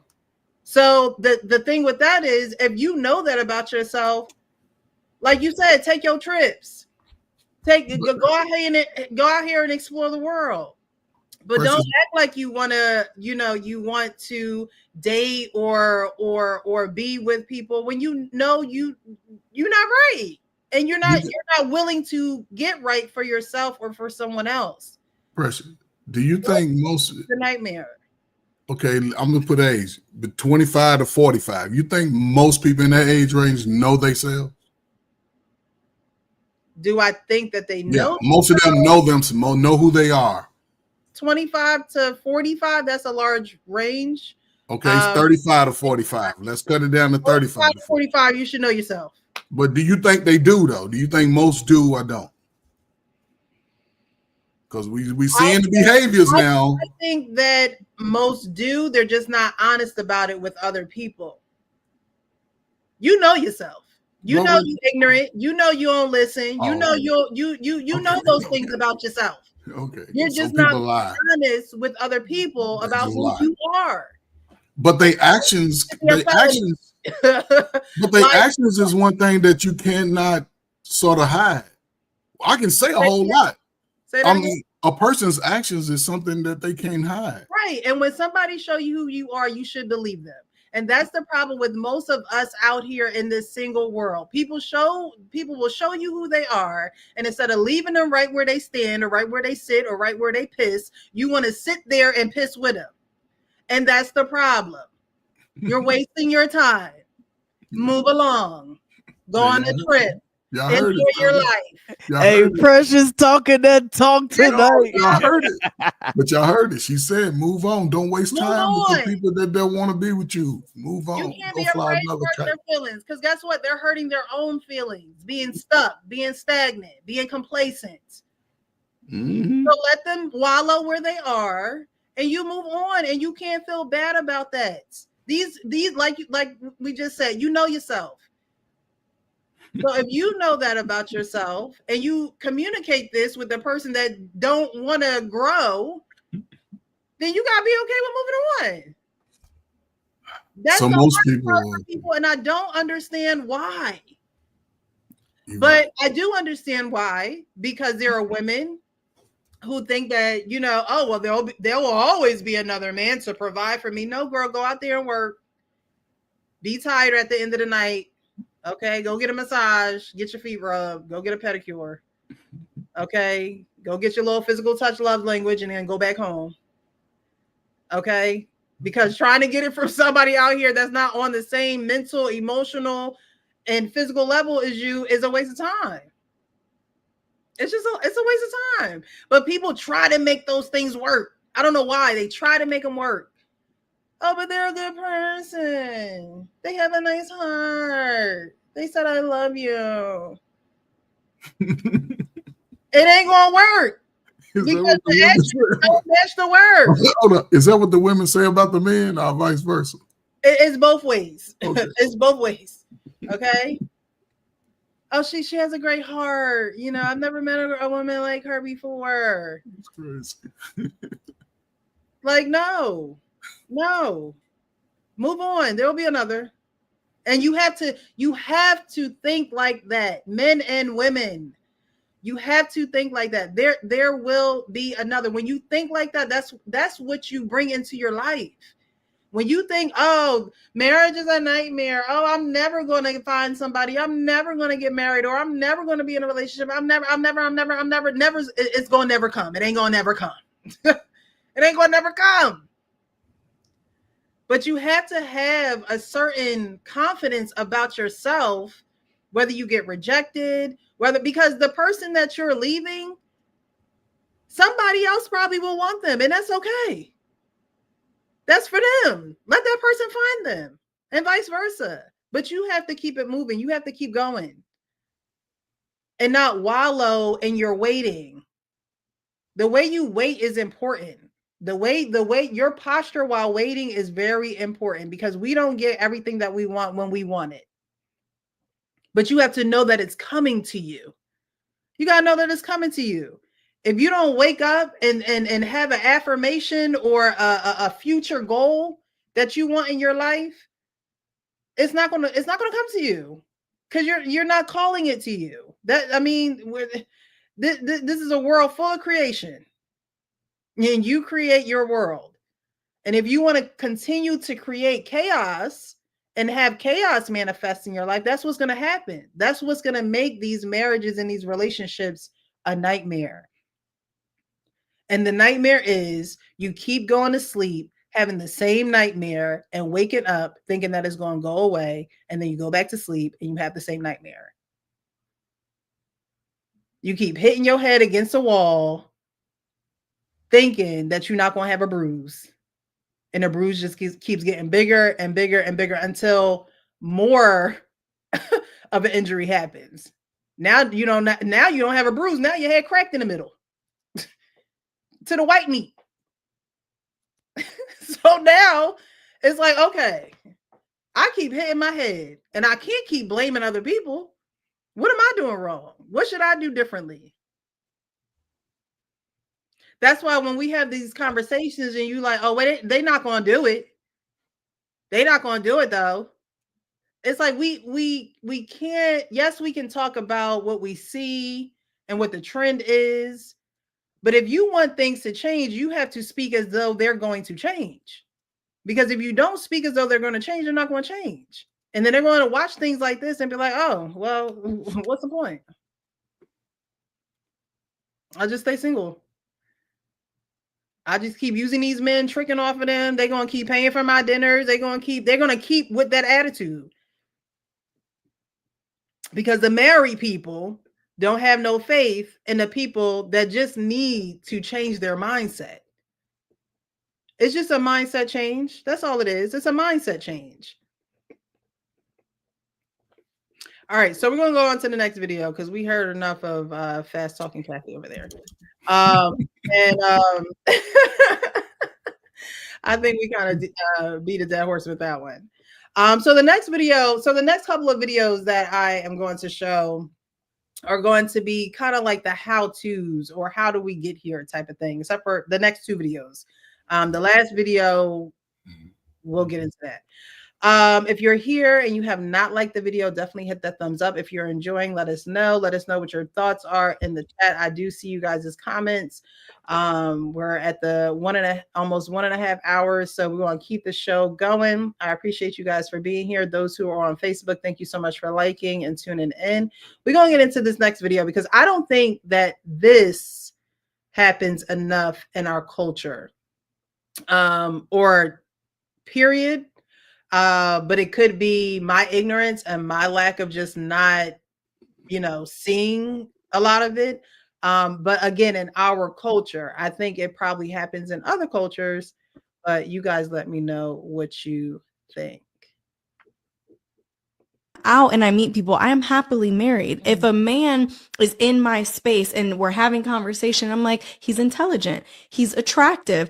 Why would I not say that I have single friends? I am living proof that setting people up does work. I love my husband, I love my life, but I would not have that had my friend not have been like, you know what, let me pick up the phone and be like, hey, I think this person is a good fit for you. Worst thing that can happen is that it doesn't work out, right? But what if I tried to set up my friends 100 times and it results in one happy marriage? When you're dismissive, you are blocking a potential blessing, because that may not be your husband, but that may be the person who introduces you to your husband. That may be the person who introduces you to an opportunity that betters your life. Our friends get mad at me. They'll be like, Bree, no.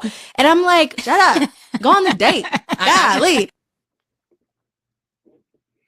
So do you guys think that happens enough in our culture, or do we need a little bit more of that? Or do we not have the friends that are marriage material to even match people up with? Don't speak at once. You're on. Ask it again. Ask it again. You muted up, man. Yeah. Ask that question again for me. Does matchmaking happen enough in our culture, or do we not have enough marriageable friends to actually matchmake, to pair them up with someone else? Well, the first one, it doesn't happen enough, but it does happen, right? I mean, matter of fact, I met my wife through my buddy.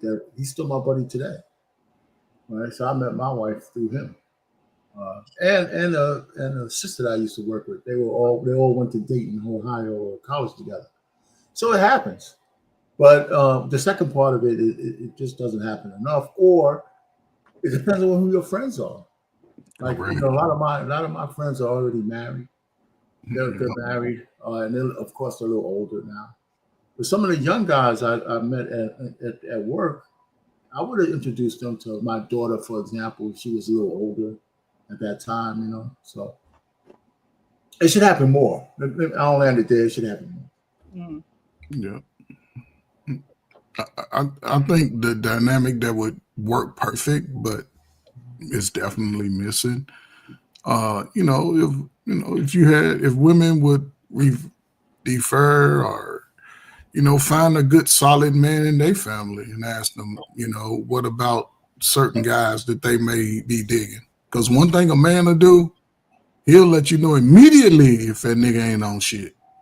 If he's a solid dude and he care about you without trying to sleep with you, he'll let you know. Don't ask the dude at work, the dude that always throwing the hints. You know what I'm saying? Don't do that. Ask somebody that expects nothing from you, like a good solid relative or something. A brother that you know is on his shit, whether he married or not. Ask him, what you think about Nug? But a lot of times they avoid that because they already know that they want that type of excitement. Most today want a guy that doesn't hold them accountable. He'll let them show up how they want to show up and act out how they want to act out. Whether they display it or get a chance to display it, but because a regular dude that gotta go to work at 7:30, he's on a schedule during the week. He ain't popping. He's doing something. And when a woman makes her own money coming into it, if he's really digging her, he gotta chase her because she gonna do what she want. And even if a dude because you notice how when these dudes that lead with their money, those dudes that really got low self-esteem that lead with their money, and they decide, okay, I'm dealing with her.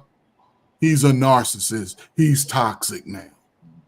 But he wasn't all that when he was whining and dining you. But now he's saying, I'm ready to move on from this old box. Then now he's all of those things. But the good guy been standing there all along. And you don't own the bus company. You driving the bus. I come back and see you when I'm 40 and, but it's just unfortunate. I wish the older women who are already sort of changed that dynamic for the young women. But when you got women like this, when they only clipping the negative parts of stuff and putting it out, people feed into it. And a lot of people are running scared to be married. They think it's no benefit nowhere. Both sides. No, don't do it. And it's a lot of people that would like to, but they scared because they might get blackballed and shamed about their friends. Most guys, when they get married, they don't give a damn what their friends think. He's loved and he ready to marry. Women, girl, you gonna marry him? He's only 5'9". You right. So go to a man that wants nothing from you. He'll give you the best advice. So okay. I think it's a little bit of both, man. I think that it should happen, but I also understand why it doesn't happen as much anymore. I think there at some point in time you realize who your flock is. Like, you know who your flock is, you know who you hang around. What's good, Andre? Man, you know how they how they are. So like it wouldn't do, like our pain said, it wouldn't do me no justice, to know that my daughter, like, in the case that my daughter is, 20 plus, and I'm like, yeah, man, this dude would be a good guy for you. Knowing that this dude, then, I done heard stories about this dude and all the shit that he done and all the ladies that he done.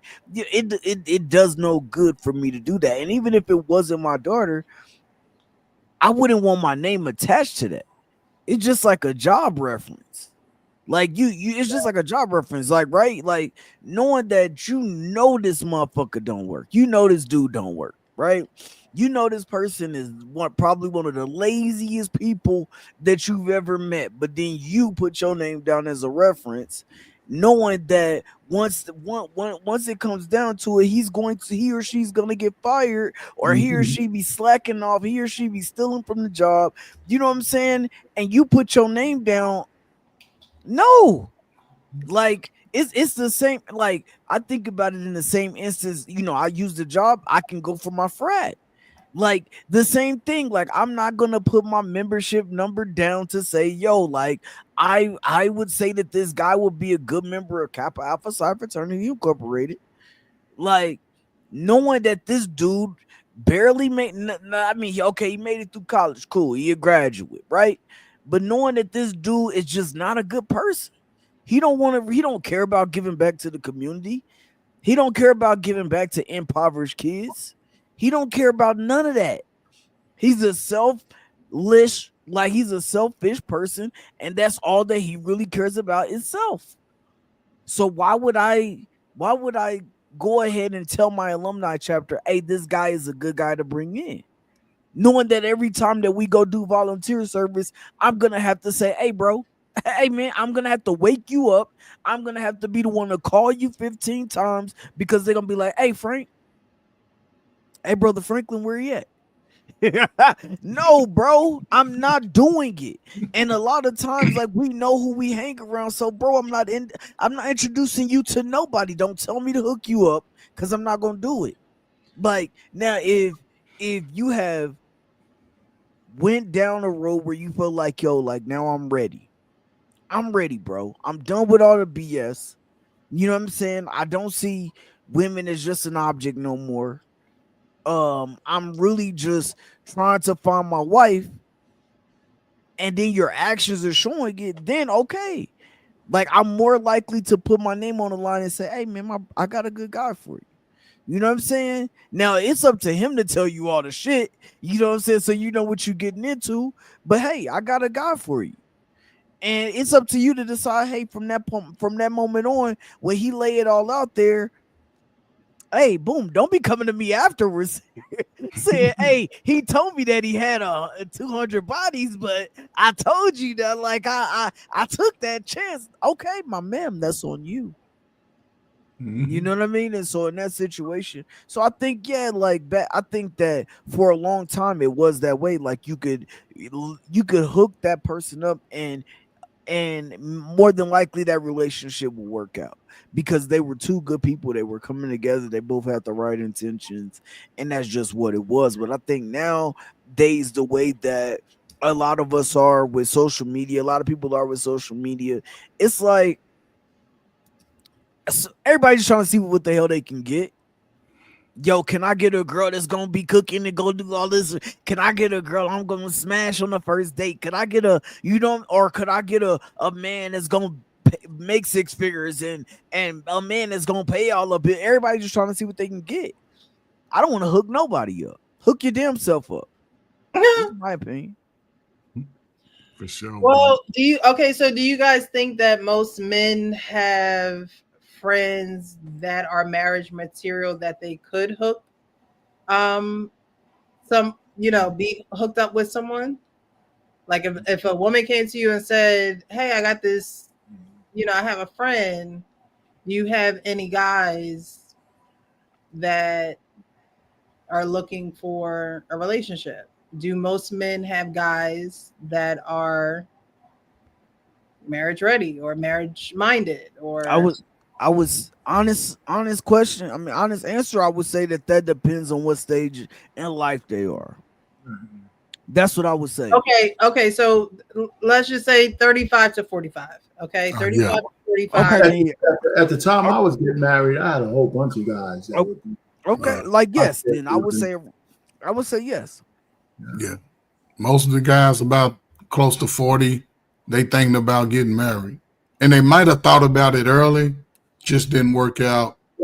And about 40, they looking, and they ain't even, it's just a difference. Like women grow up, sometimes men grow up, sometimes we have no choice. But if a man, if you like Frank said, if you know a guy that's been consistent, working ever since he was 17, 18, he's probably the best guy you can marry.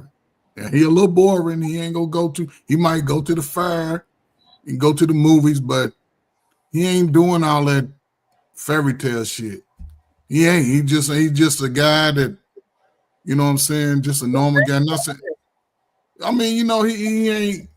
We ain't going out to eat just for the ambiance so we can take pictures on YouTube and post our little meal. Now he'll go out to eat with you. He ain't trying to. I don't know. It's just again, I could be wrong. I'm not speaking for every man, but I think most guys that are wannabe husbands, they trying to lead, and it ain't about dictating. It's about the unit, and everybody gonna eat in the family. See, this is the thing. Not one a real dude. Everybody eats in the family. Everybody eats. Ain't no. You taking $3,000 to go do something over here with some friends and shit. Hell no. One thing people need to realize with the marriage also is you're gonna have a lot of days where they're gonna be monotony. You're not gonna, your marriage, shit, man, I can imagine like 38 years, every day was like, a firecracker day. Right. A lot of days, ain't shit going on. Hey, baby, what's happening? Right. What's going on? Let me slap your ass and see if you're still around or something. Boom. And I'll go upstairs, you go down here, you doing your thing, I'm doing my thing. We get together at night. So, so that's why you have to plan stuff, right? So that monotony, you have to purposely try to break that monotony every so yes. Right?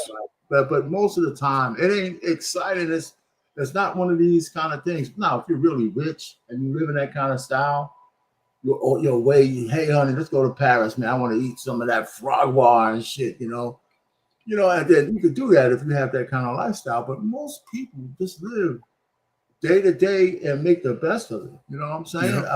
Yeah. So I hear you. So that's why you have to have somebody of that mindset. And that's the point. People's mindset is broken today. The programming is strong. And I hate to say it, I think it's stronger in the women than it's definitely in the men. You know, especially now that the men are starting to say, hey, listen, you know what? Now I understand. We've been under all kinds of attack for decades. Now we're starting to get a voice with YouTube and all this other kind of shit. And now we're looking for specific kind of women. But women are looking for traditional men, but they don't want to be traditional women. You know, so that's what's broken. The traditional man. Men who will take care of things. Not just financially, but you know, the environment that you talk about, the provision that you talk about, is that women are. You say no, you get Arpain.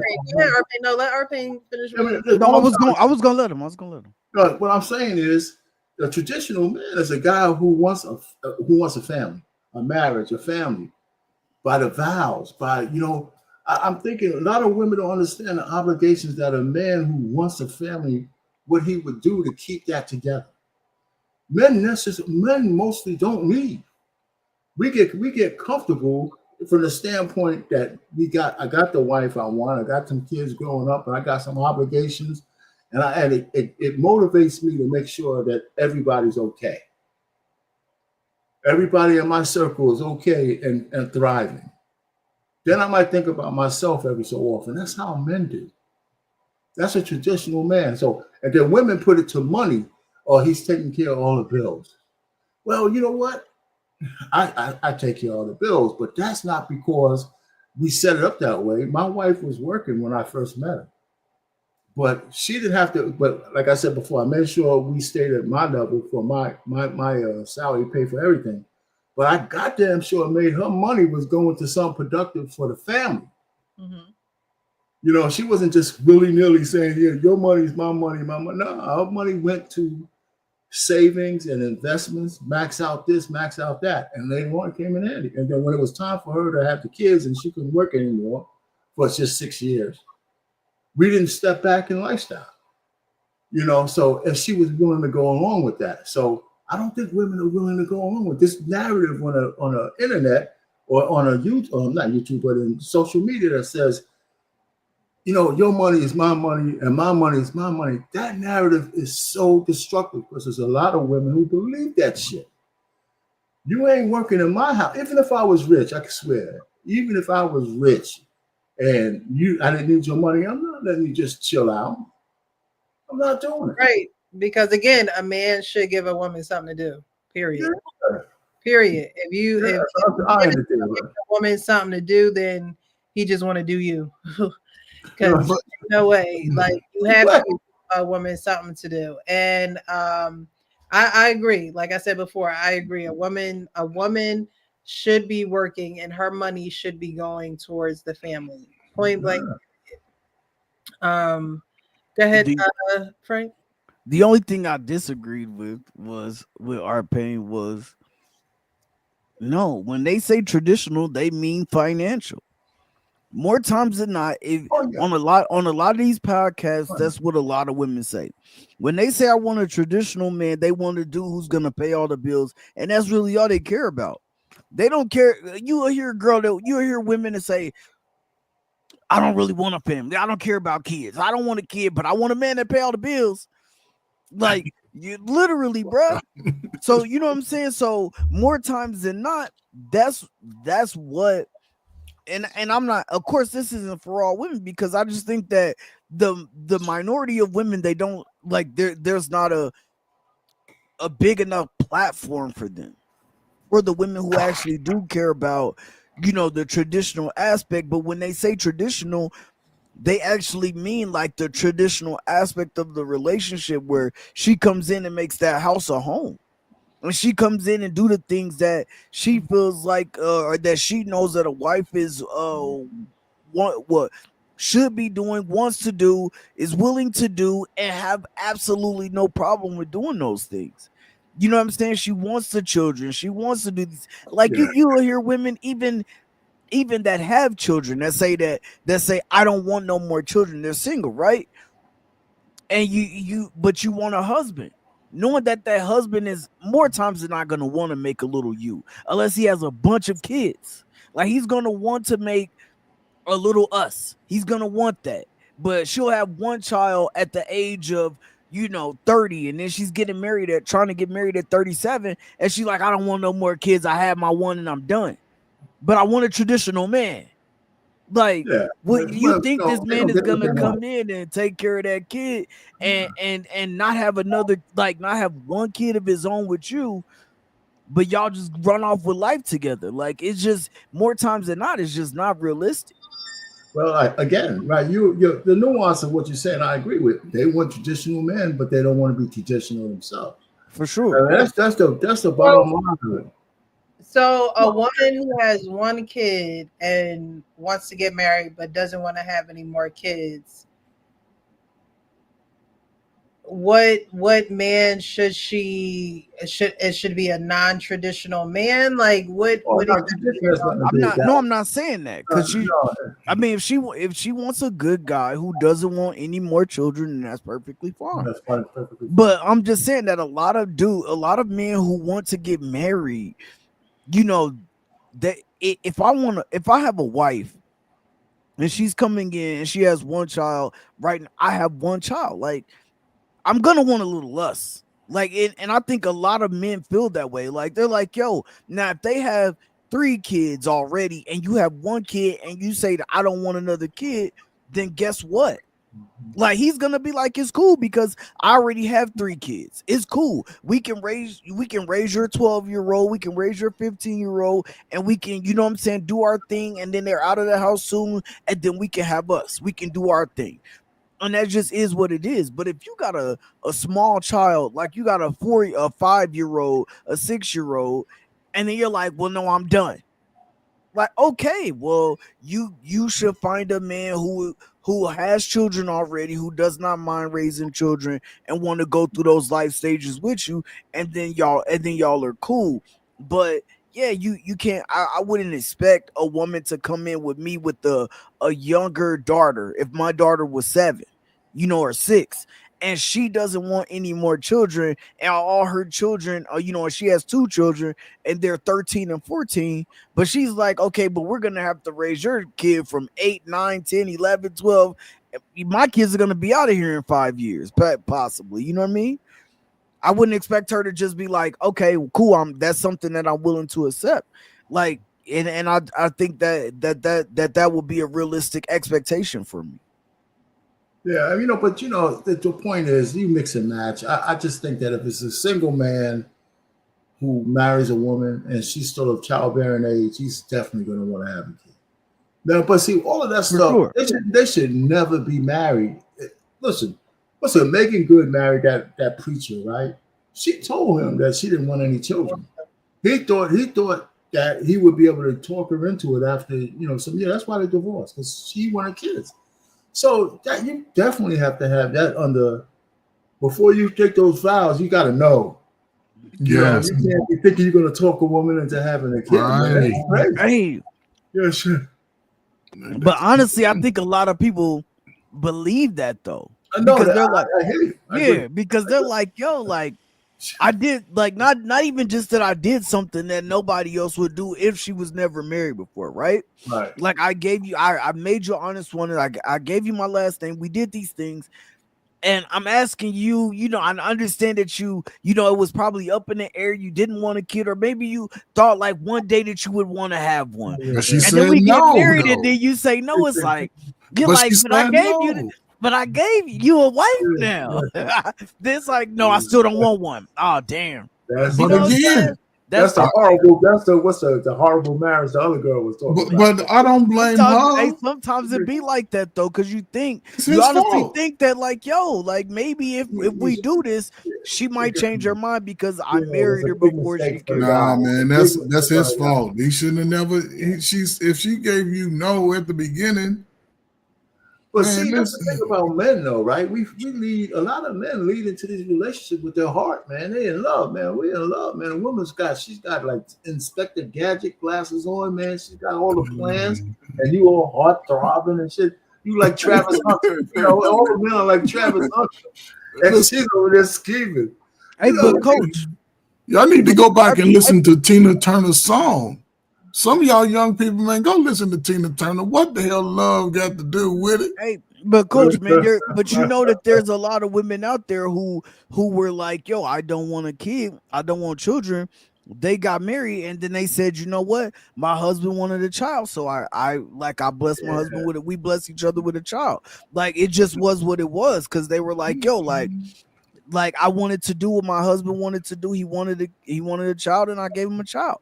And it's so like, you know, so I think sometimes as men, we're like, nah, she don't want one now. She don't want one with that dude, but she don't want one with me. And you think that it could happen, and then you get into that relationship and that marriage, and then you realize, okay, she's staying fast on what she said. She really don't want no damn kids.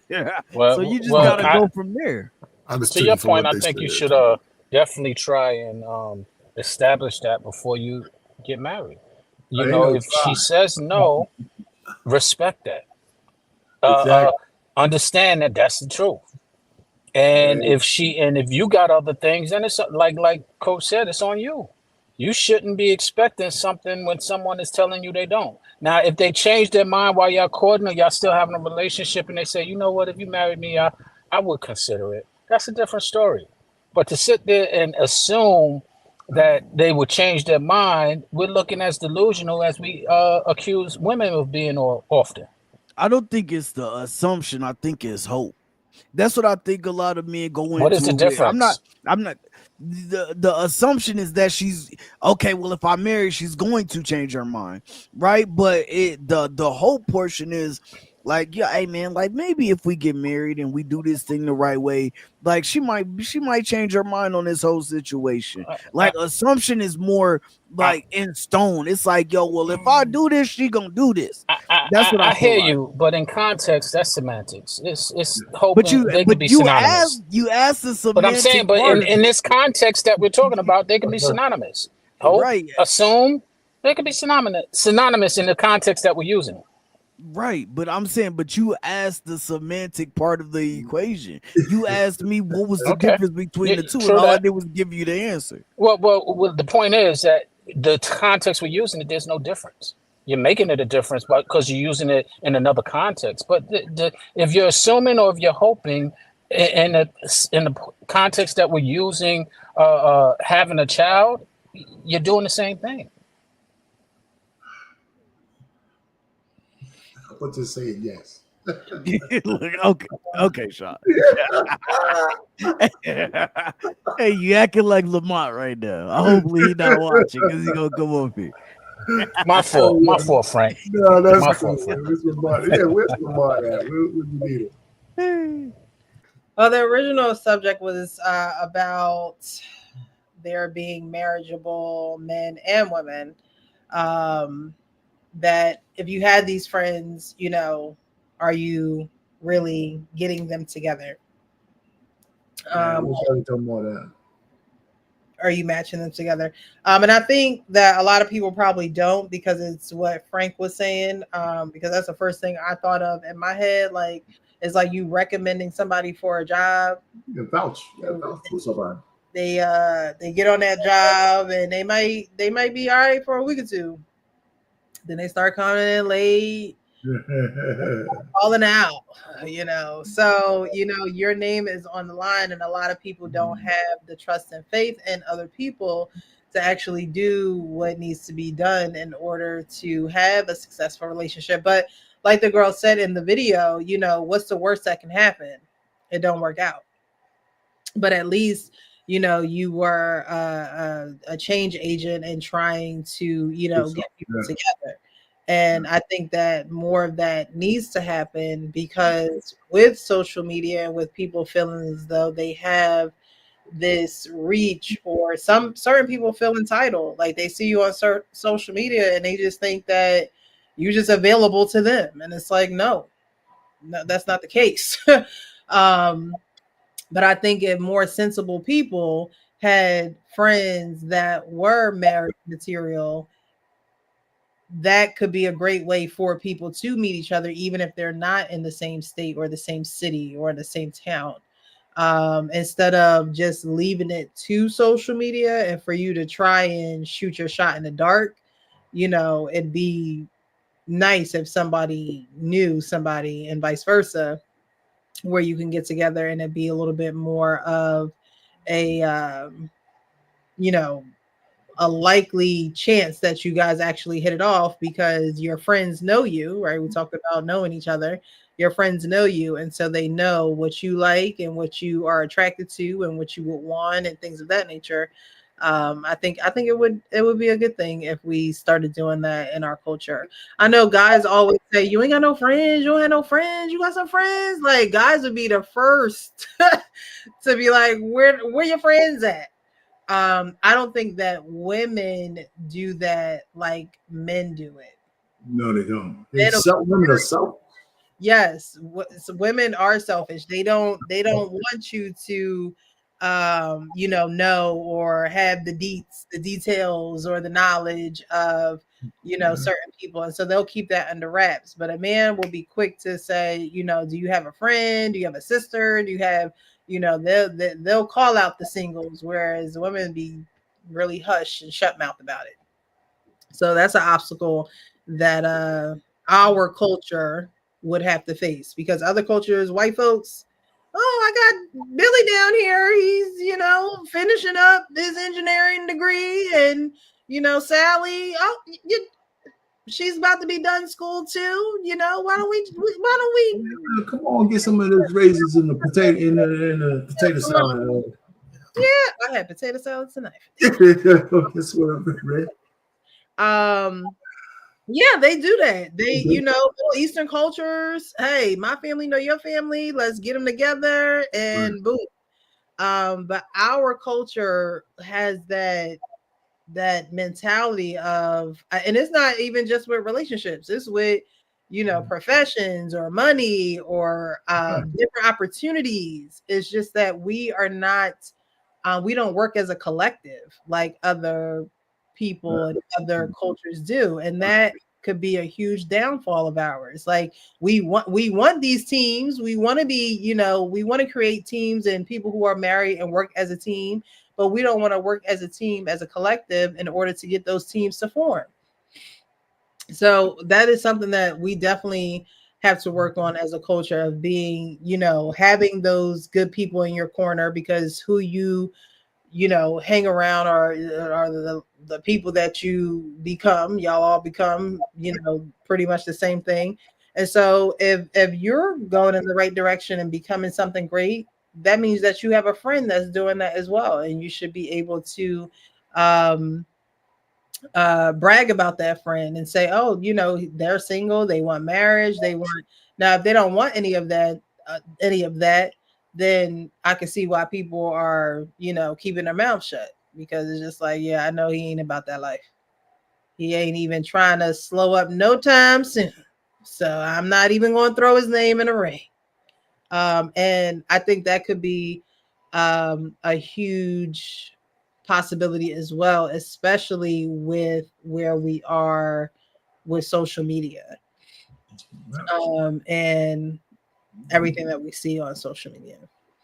All right, so the next video, she talked about, remember, all of these are based off of the first video. Again, if you're here, definitely like the video, share, subscribe, and turn notifications on to all, so you know when we go live. We're going to be moving on to the next video. Now, this video I thought was cute. We don't have to spend a lot of time here. However, I think it is important to acknowledge and to spend a little bit of time on, because she talked about not knowing your significant other.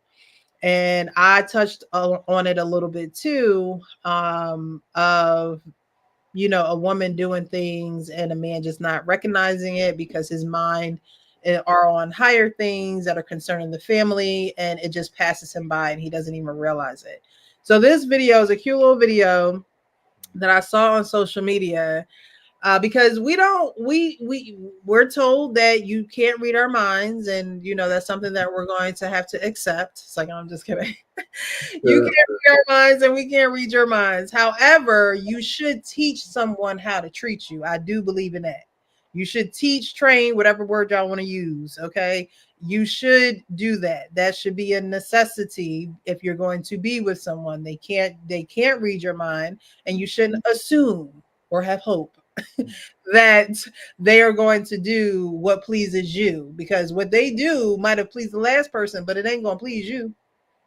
And they're going to be doing so much of it, and it might agitate you, get on your nerves. Like, why do they keep doing this? Like, I just don't like this.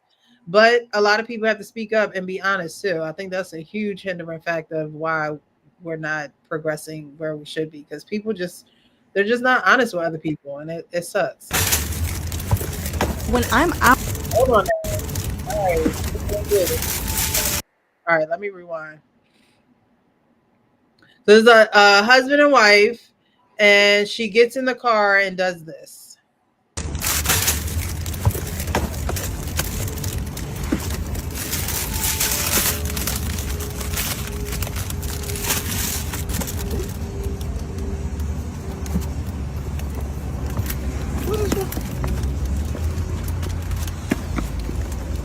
Oh, babe. Thank you. You're so sweet. These are for me?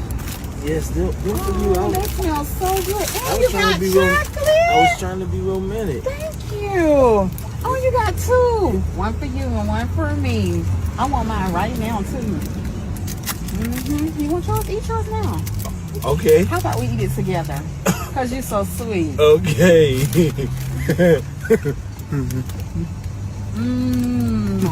Ooh, that messed my lip gloss up. Hold on.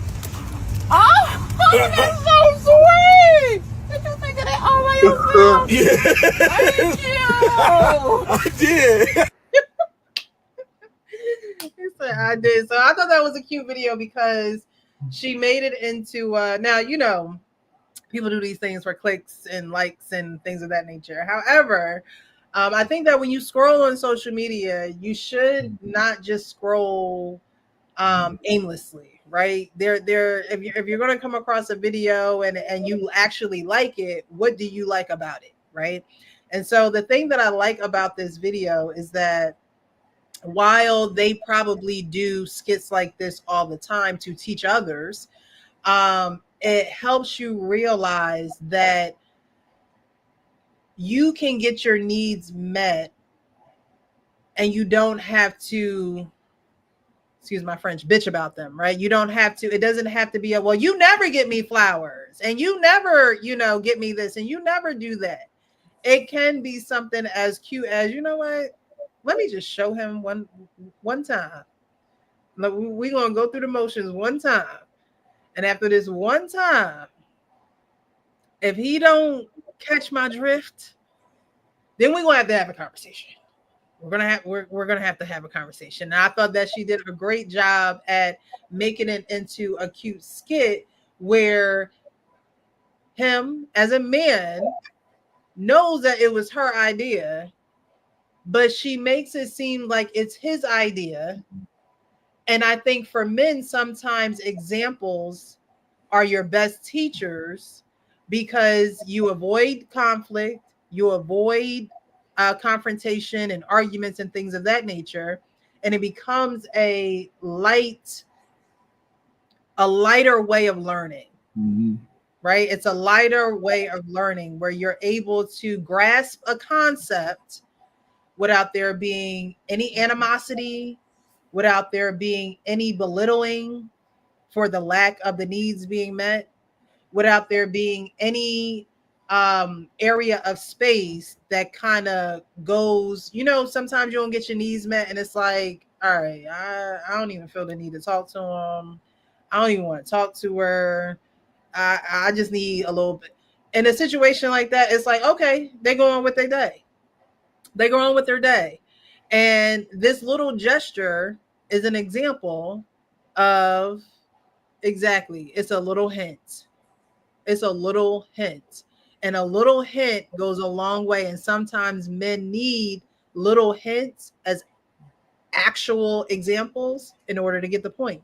Because you can say it to you blue in the face. A woman can say it to, oh, I love flowers. I just love the way flowers smell. Oh, they're so pretty. They're so soft.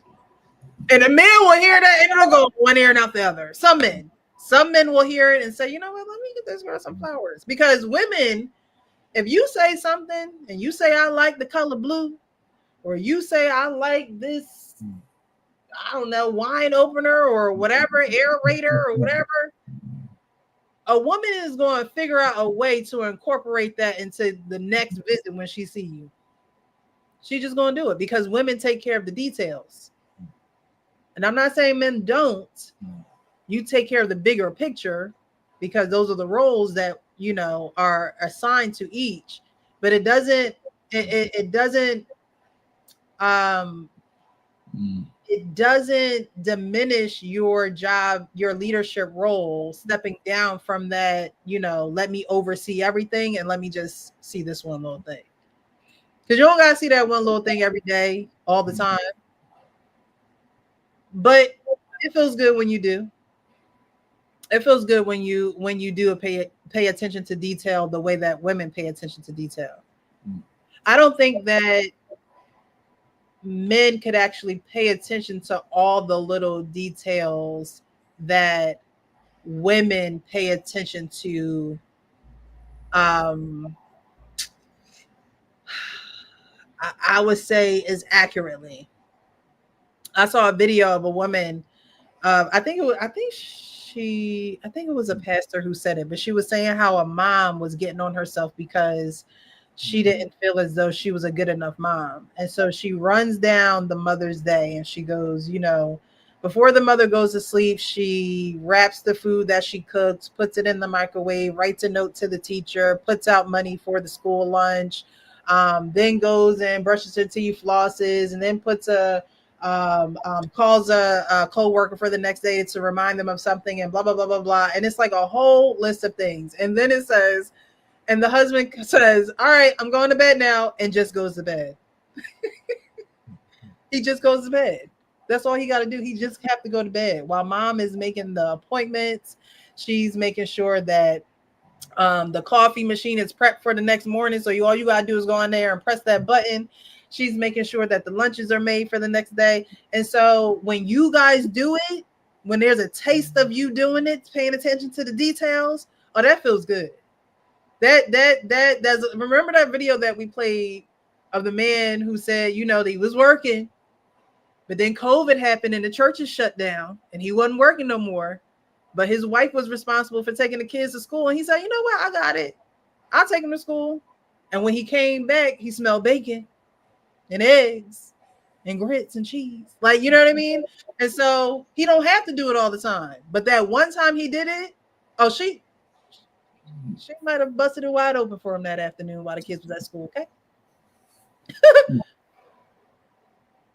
Because that's just how that works. So I just wanted to show that video to show folks that you can teach somebody how to treat you. And it doesn't always have to be antagonizing somebody or belittling them or saying that they never, using those extreme words. Like you never, when he could have did it 3 months ago.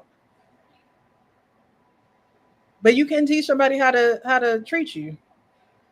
RP, how did you teach your wife how to treat you? Or she just came in everything? But she has some skills already. You know, really. I think it was more me trying to reciprocate. She does a lot of stuff. She just does a lot of stuff naturally. I don't have to ask her a lot of stuff, so I have to make sure I reciprocate from time to time. Really, so I don't know. I mean, did I have to do anything on purpose? I mean, we kind of just learn each other as we go, you know. And it doesn't take much. My wife, like you said, it doesn't. I don't have to move mountains to make her happy. Right? I just gotta do it once in a while, you know.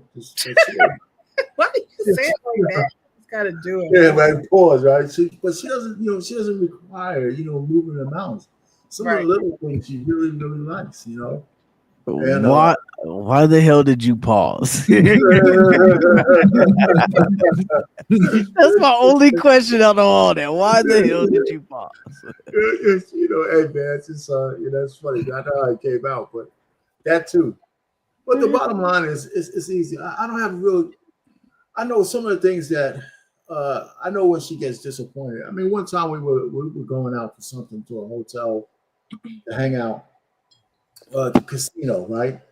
And some things were coming up at the jobs. I told her, I said, listen, we may not be able to, we may not go. She said, well, if we can't make it, that's okay, don't worry about it. And she said, I said, okay, we're going to go.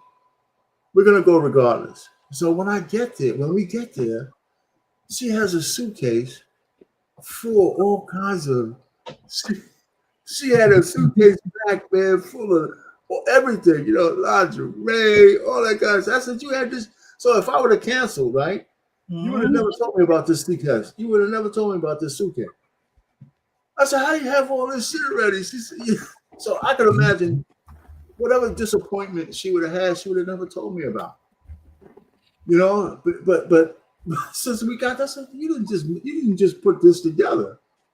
You were banking on us going, so you just let me dangle out there and see if I was going to cancel. And so so I said, thank God I didn't cancel. When we make plans, I don't cancel. So yeah, I mean, everything was set up. Like I said, I could have blown it. I could have that shit. And she just looked at me, man. My wife is treacherous, man. Shit. She got your ass together quick. Well, women have their ways of testing men, and and it's not let me test you to because at that point she knew she's with you, she wants to be with you, and things of that nature. But like you said, Arpain, in relationships things can get very monotonous, right? Like the days can run into each other, and it's just like, all right. And so, again, a man with a plan is going to win every single time. You're just going to win every single time, because women pay attention to detail so much that there are just times where we don't want to think about detail. We don't want to think about planning anything. We don't want to think about adjusting a schedule unless we're off, unless it includes us being off. We just don't want to do those. And so when men do it, it brings a ball of joy. It makes a woman feel like a little girl again, like someone saying, go get dressed for the dance or for the ball, because we don't have to worry about anything. And I think that, and it doesn't have to be anything extravagant. Like we don't have to be going to a dance or a ball, but getting away from that monotony and switching it up a little bit and adding a little bit of excitement. So, that lingerie was an excitement. It's just like, all right, he came through. He was a man of his word. And so I got to come up and I got to come through too. I got to be and that's the teamwork. That's the yin and the yang. That's how you actually come together and create that energy in your relationship, because one is doing what they're supposed to be doing and the other is doing what they're supposed to be doing. And so when you come together, it's like a ball of fireworks. And so, women do test men in that way. Like, okay, it's been a few weeks. We haven't gone on a date. We haven't gone anywhere. We haven't done anything. And she might be like the woman who threw the flowers at her husband and got out the car and did it again. And, oh, you got these for me? Or she might be the woman, hey, are we, I know you mentioned a couple weeks ago that we would do X, Y, and Z. Are we still doing that? Are we still on for that? The follow through? What's expected? Go ahead, Coach. I don't know. These skits are interesting. You know what I'm saying? I would maybe I'm just hold on, Coach Ferg. Thank you, the actual King Smith. I did get your Cash App, so I appreciate you, as well as Darnell. Both of them sent me a Cash App around the same time. So thank you. I appreciate you supporting the platform. Maybe I'm naive to these modern marriages and how they operate. I don't think most men are out of touch with what their wife has going on. I think women love to plan like little getaways and little trips and things like that. A man will come along. You know what I'm saying? Like, right. But what I'm saying is, it's not like we don't want to go. Okay. You know what I'm saying? We're just experiencing it as it comes along. We're not imagining sitting in the whirlpool, sipping on yak. We don't go through all those fairy tale setups. We just like, Are we going? All right, okay, cool. You know what I'm saying? Then when we get there, we accept the surprise. You know, but going along sounds like you putting your son in the back. No.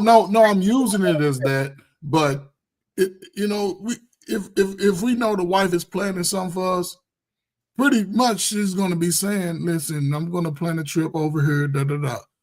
You never been there before. It might be cool. We ain't gonna be like, "Oh yeah, I get to go sit in the pool," and we ain't don't operate like that. We just like, cool, let's go. What day? Okay, let me take off from work. Okay, y'all not supposed to operate like that, Coach Fur, because you're men. Like no, but that's what I'm saying. If I'm a man and I got to figure out how I'm gonna get up on top of this roof and make sure everything is paid and all the cars is gassed up, and I still got to go to work, and I still got to cut the grass and make sure I got plenty of groceries in the refrigerator. Let's go relax. Cool. We don't like, ooh, at that I've been thinking about that place so long. We don't do all that. And you know what's crazy about that, Coach? Because Precious said, like, well, you're men. No, sometimes women expect you to be as excited as they are for the trip that they planned or for the thing that they planned as they are. But you don't necessarily be as excited, but you be like, yo, like, okay, bet, like, we going. Cool. But sometimes women expect you to be like, oh, for real? You really playing that? Yes, let's go. And it don't be like that. And then sometimes that, you know what I'm saying? Sometimes they can feel away if you don't come off as excited as they are for the fact that they planned it or the fact that they wanted to go there. That's real life. So y'all flip the script of a woman planning something for y'all. And I was initially talking about y'all planning something for a woman, and the way that she would react. So of course I wouldn't expect it the other way around, because men don't show that type of excitement. Honestly, you probably show it more with your boys if y'all were about to go to the cigar lounge or to a game or to, something that you like doing with your time. And there is nothing wrong with showing some type of excitement. There's nothing wrong with that, as long as you're not, like, here we go again. Like, I guess I'll go. I guess it has been a while. I guess we'll go out. No. For me, it's like I one thing that is a pet peeve of mine. Oh God, Lord Jesus. One thing that's a pet peeve of mine is if we are out together and you just huffing and puffing the whole time. Like, yeah, that you gotta enjoy the experience. We don't have to go out. We don't have to see each other. We ain't gotta do it. Don't do it. We ain't gotta do it. I feel like I'm getting on your nerves. I feel like it's a chore for you to be here. I feel like you're not excited to be here.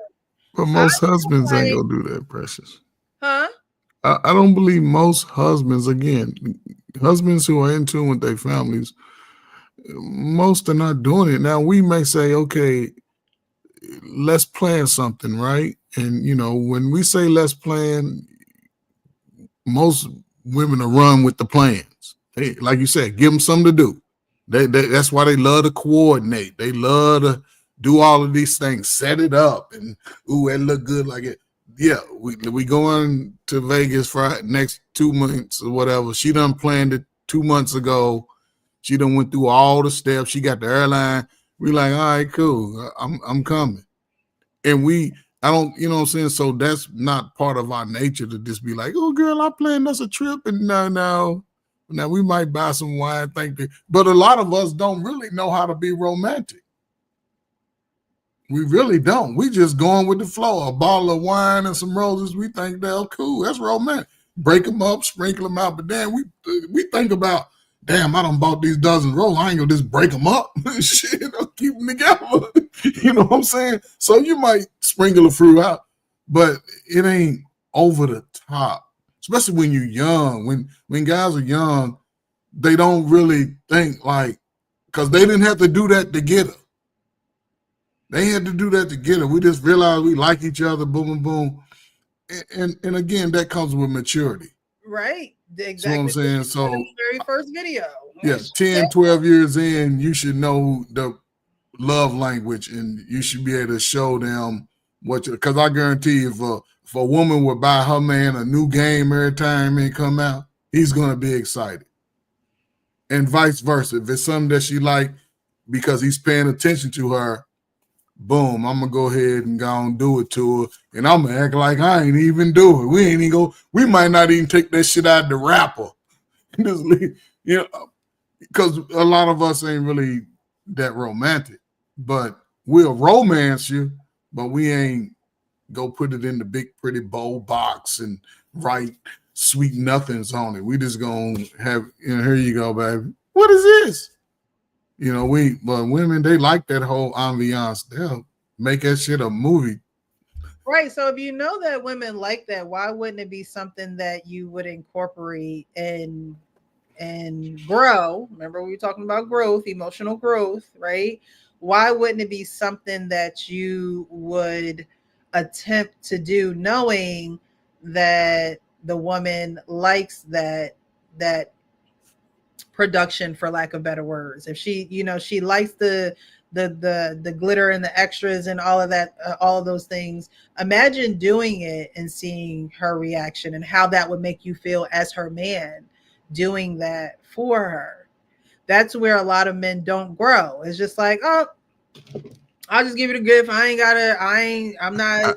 How many times a year you think that should happen? Won't even say I love you. The words on the card is just what the words is. I picked this card because I had the perfect words. I'm gonna just sign my name at the bottom and keep it moving. Those are areas that I believe that men can grow in, and you know, like you said, that romance and being romantic towards their significant other. The reason why is because, you know, it's funny. Me and my wife have never celebrated Christmas. Never. I used to always ask, I'm always asking, what you want for Christmas? Nothing. So Christmas go by, we have a nice dinner and, you know, we have Christmas celebrations between us and things like that, but we never exchange gifts. Now me, I'm out a lot, right? So I might just buy roses just on a Tuesday. And she'll keep them roses for damn 6 months. I'll be like, yes, let me get some more. No, I like these. They dead. And the way she learned how to love me is that I was in Chicago at the time. There was this massive meat store on the west side of Chicago. I took her to the meat store. It's a produce store and they sell nothing but variety of meat, steak, beef. I took her there and she's like, oh my God, I've never been here. Yeah. And I've been getting those finger licking meals ever since. Yeah, you didn't introduce her to a gold mine. I mean, no, but I showed her what I like because I talked about these things. Like, it's important that I have someone that can do that. Not saying you must, but be able to, because during the holidays, I ain't going out to eat nowhere unless it's over somebody's mama house, but the mama better be able to throw down. So when I, you know, expressed that, then I showed her, then she, okay, cool. And for me, her things was, to me, like, just protect me. That was it.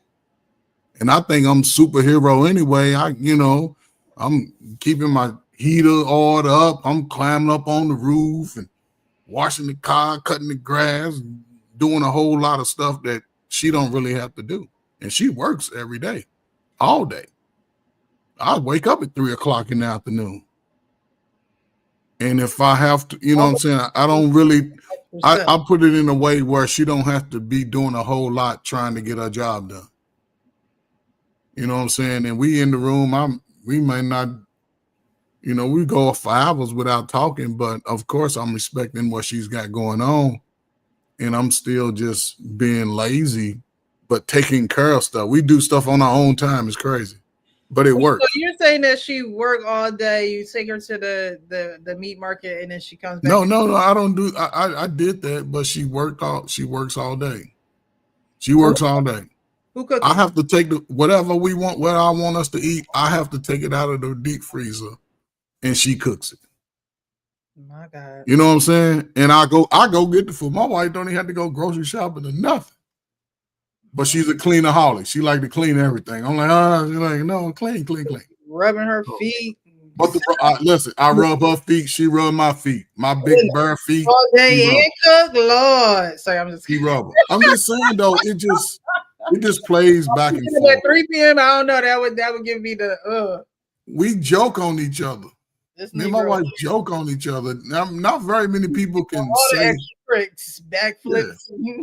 but not very many people can joke on each other. Me and my wife would say jokes on each other and be laughing for hours at each other off the same damn joke. And we do that often. So, you know what I'm saying? I believe I got lucky in that spot, but I also understood who I was coming into it. I know what I had to get away from because it was too easy and I was having too much fun and it became redundant and it wasn't exciting. And when I get to a point where I don't believe that I'm going to be focused on you, I just cut it off. So I'd rather sever ties than to go through all that back and forth, emotional. I don't argue. You know what I'm saying? I just say what it is. And sometimes if I'm not right, if somebody loses interest in me, I'm like, okay, cool, you lost. But I just know who I were. And more guys are starting to find out who they are right on time. Our pain can teach you how to cook. But I know how to cook, though. I know how to cook. But you know what I'm saying? But see, that's part of our pain's protection and providing. Look at what he's doing. He's like, hey, everybody eating over here, baby. Ooh. See, everybody eats over our pain's house. That's how men do. Everybody's eating. He ain't coming home with no little side, little 2-piece for him and shit. Everybody eat. Speaking of that, we seen you with your Zogies and all of that. Yeah. You know what I mean? While you talking about our pain and you talking about Coach Bird, you cooking and all this, we see when you with your Zogies and your Zodcasts and all the Z words that they was using. You know what I'm saying? I thought I was at a Kappa event on the Z's they were using. You know, we replace all the C's with K's. You know, so I thought that's what we was. We see. That's his brand. I will forever be a customer of the Zogies. He has great cheesesteaks and seafood and wings, and he's doing great things. I think we should support our people who out here grinding, working, shows their downfall, shows when, you know, people just want to be bad people and steal from you, and yet you still rise. And I will always support our people. I remember seeing him in Jersey on the back road. I'm like, yo, you need to be in other spots. Like you got, and he was doing his thing way before I came up there and got something to eat. But when you see people doing good things, again, our community needs to stick together as a community. And if I could go get my money to the pizza guy, I could go get my money to the Chinese folks, and I could go get my money to the black man who working hard for it and on a food truck. So Zogies is where it's at. If you're ever in, well, he moves around. Right now he's in Camden, but he moves around ever so often. Sometimes he's in Philly, sometimes he's in Jersey, and I travel. I'll go where he at because the food is good. It's the bread. It's the fried bread. I'm telling y'all. It's the bread. All right, so yes, I think, you know, teaching people how to treat you is very important. It doesn't have to be done in a angry way, in an argumentative way. It could be done in a very fun way, but it has to be done. It has to be done. You got to teach people how to treat you, because if not, then you can grow resentment towards someone not being communicative with them and letting them know, hey, I like this, I don't like this, I prefer this, I don't want this. They know. They can't say they don't know. They know. Just like you gentlemen are in your relationships and you know what your women like. They know what you like. It's not much that they have to figure out and fondle around and guess what's on your brain. They just know at this point. And there had to be even if it was unintentionally, because through our actions and our words and comments, some people just pick up on those things without having been told directly. Some men need to be told directly what to do, and that's just a fact. Just like some women need to be told exactly what to do. I'm not going to read your mind. You grown, just like I'm grown. Like I'm not going to what I did for the last person. I don't know if I need to do that with you just because you're a man. I don't know. I know who I am and what I like to give and how I like to love, but I can't assume that's what you need and that's what you want. And so as adults, we have to use our words. I mean, it's crucial. All right. Speaking of using our words, I came across this video. And a lot of times we are in relationships, and because men carry so much on their shoulders, they are silent about certain things that they need to actually verbalize. Ego. You got to let her, fellas, when it comes to the woman that you love, that you really want to be with, you got to let go of your pride. You got to let go of your ego. You got to let her know that in some aspects of being a man, you just don't know. A lot of us are trying to become a man that we never seen example. Some things we are going to learn through trial and error. But when you put on your big boy drawers and you put on your tough act as if you got it all together, when in reality, you don't know how to make the next business decision. You don't know how to be more in tune with her emotions or how to lean into your family when things get rough and tough. Some things you just don't know because you never had a healthy example. You are trying to become the type of man that you never seen. And that's okay. If you got you a good woman, praying woman, if you got you an understanding woman, let her know where you're struggling. Let her know where you don't know. They don't even have all the answers. So what would make them think that we have all the answers? A lot of women are also trying to become a wife or a woman that they never seen example. The Bible says 1,000 fall by one side and 10,000 by two, which means that you can defeat more demons, you can break more cycles, you can end more generational curses when you bring your woman into your world so she can come into agreement with you in prayer. That way y'all can fight the battle together instead of you trying to keep fighting it on your own. So do you guys agree with that there are battles that men and women, he started out with men, but men and women need to communicate with each other so that you're not feeling the heavy burden of going through a relationship thinking, everything's okay and it really isn't? Sure, but I got kind of mixed messages in the joint, because I didn't understand if he was talking about just like going through things that a man would go through, or like say like going through like family struggles, or someone passing or whatever the case may be, or going through relationship struggles and you not knowing how to navigate through them, and talking through it, because there may be some things that affect you in one way that that don't necessarily affect you in the other way, or it just affects you differently, right?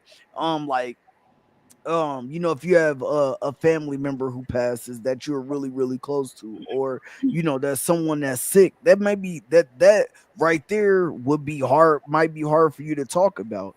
And it could come off as like, I'm trying to just go through this by myself, but at times like you just don't know how to talk about it or to navigate through it. But when it comes to like a relationship aspect, you know what I'm saying, and you're talking about navigating through those, there could be some things like you might be struggling trying to figure out your next move in life, or you're trying to figure out your next, whether I'm gonna leave this job to to pursue something else, or I want to just do something totally different or go another way.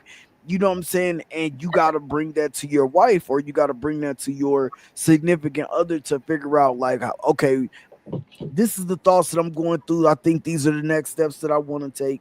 And you got to break this down, and you don't know how that person is going to react. So like, yeah, you may struggle in those aspects because you don't know how, like he said, you didn't see it. So you don't know, your grandpa, like your father or your, you know, your dad, your uncle, they may have only worked one job their whole life, and you know, and your grandma and them were just cool with that. Like they just did it.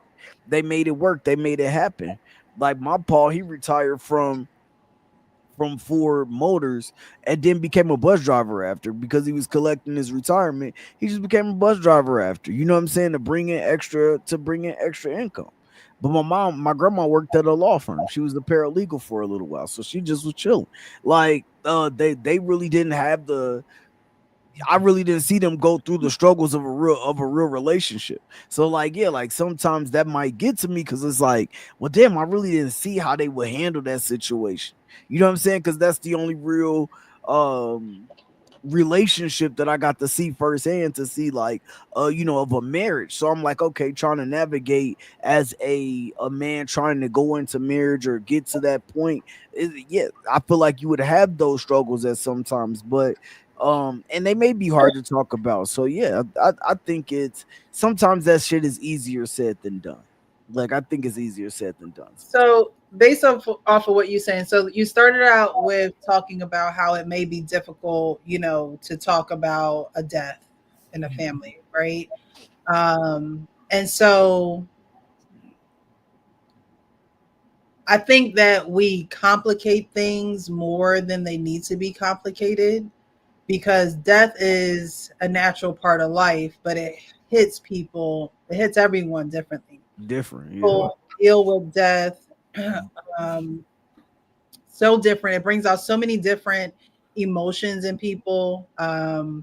You have people that may deal with it by drinking, you know, to numb the pain, or doing other drugs. You have people that become silent. They don't want to talk about it. They don't know how to talk about it, like you said. You have people that act out, their emotions get the best of them, and they don't know how to communicate. And so now all their anger, their rage, their confusion, all of those things are things that bleed out to their significant other when it's not channeled in a healthy way, right? And so my advice to that would simply be, I'm not sure what to say. I don't know what to say. And so I'm going to, you know, need this time and space to figure this out. But this is what you can do to help me during this time and space. Because, like he said in the video, none of us have all the answers, right? And we're not expecting our significant other to have all the answers. A lot of times people just want to know that you have someone that can comfort you throughout the process. You don't have to have all the answers. You don't have to, you know, say all the right things, but you do have to say something. And I think that's where people fall short.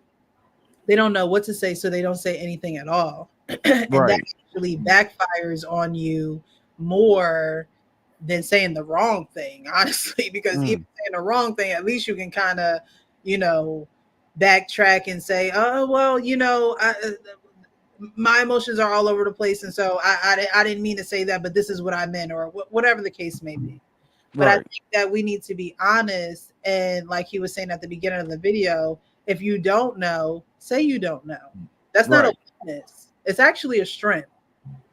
When Yeah, I just you're role and you don't know something, it's better for you to tell somebody that you don't know, and when you get the answers, you will let them know, rather than to BS them and to bring them down a rabbit hole that you don't even know, and now they're stringing along with you, and you don't have any type of answers, or the answers that you have don't make sense, or you making up the answer, and now it's a whole bunch of unnecessary decision making or feelings and emotions. But when you tell somebody that you don't know, and that you're going, and that you need space and time to figure it out, but this is what you can do during that space and time, I think that is an answer. I think that is very much an answer, because at least that person still knows that they're working it out with you, even though you're working it out on your own. They still feel like they have a part to play in helping you work that out. It could be something simple. It could be, you know, it would help if you, you know, I don't know. Just check on me throughout. Just check on me one time. Check on me. Yeah. You know, a hot cup of coffee in the morning so I could just have my peace and kind of just think. Like, it could just be something very, very, very simple. But to not say anything and to not fill that space with something, I think that people just think that they have to have all the answers, and communicating that you don't have an answer is an answer. And I think people are scared to not have a definitive answer rather for there to be that space to grow, because that's how you give someone the space to grow. You know, I'm not quite sure, but this is how you can help in, you know, the process that I'm going through of grieving, because grieving is a process. Right. I was just gonna say two things before, you know, and then be done. But I was gonna say, like, you know, the first thing is like you said, so there's a couple things you said. There's some things you said that I agree with. Of course, like, you know what I'm saying, talking and trying to figure that out, trying to work your way through it, you know, and then also like you don't know how you're gonna handle those things. Or like everybody does handle those things differently. So it may be, you know, just tough for a person to talk about some of these things and things like that. But on the opposite end of that, like, I don't think everything should be labeled under pride. Like, you know, if I process a loss different, or I process, like, you know, a family member going through something different than you process it, and because I'm processing it my way that I feel is best for me, that's not a pride thing. Like, it's just me trying to figure out my, like, you know, a person could be trying to figure out their emotions, trying to figure out, you know, how to handle this situation. It doesn't mean that they don't necessarily want your help or necessarily need your help, whatever the case may be. But, you know, more times than not, you're gonna do what you think that is best in those situations, or you're going to do what you normally have been doing in those situations. I don't think it's a some things are pride. Like, I think some, when you're too afraid to ask for help or ask somebody for advice on something, or, you know, different aspects of life, different aspects of your relationship, whatever the case may be, right? But when it comes to other things or certain things that may not, just because what, like, me taking, like, say, like, you're like, I just cry it all now, I get my feelings on now, and then I talk to my mom and my best friends about it, and then, you know, I'm good. But for me, it may take like 3 weeks or a month or 2 months for me to process, like, a loss. And for you, and so if I come to you and you say, well, just talk to me about it, just talk to your friends about it, just talk, like, it's not gonna necessarily come off the same. Like, for me, I might just need to just relax. I might just need to have some time to myself. So it's not gonna be the same. And that's not a pride thing. It's just me trying to figure out how to process my emotions and work my way through this. And yes, we could work it through together, but don't make it seem like I'm trying to be prideful for something that is not pride based, is what I'm saying. I slightly disagree with you. Okay. I only think that it's pride when you don't share the struggle, right? So I think it's pride when, just for an example, right? Was dealing with a guy and he goes, my issues aren't fair to you. He don't want to share what the issues are. Okay, that's fine. You don't have to share what the issues are. But at the same time, the pride gets in the way when you don't want to share the struggle with someone that you are dealing with. You don't have to have all the answers. We don't have to fix this today. But if you're going to be with someone, just like you would want your woman to share something with you that may not be able to be fixed in a day.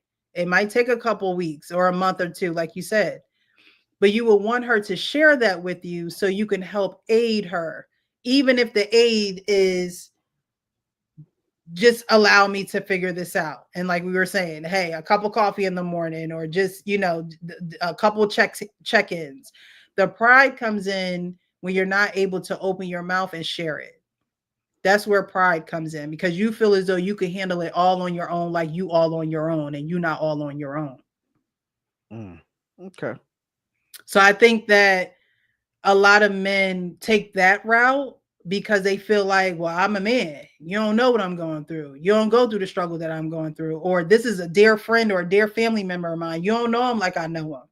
You wasn't there with us shooting in the gym. You wasn't there when, you know, this traumatic thing happened and we were there for each other. You weren't there, right? And you can't discount the person that is there at that time, that is there to be there with you, even without all the answers. So that's the only time that I think that it's pride, when you're not able to share the struggle with someone that you want to share life with. It's like you going through this by yourself and you don't necessarily have to. And I'm not asking for the answers.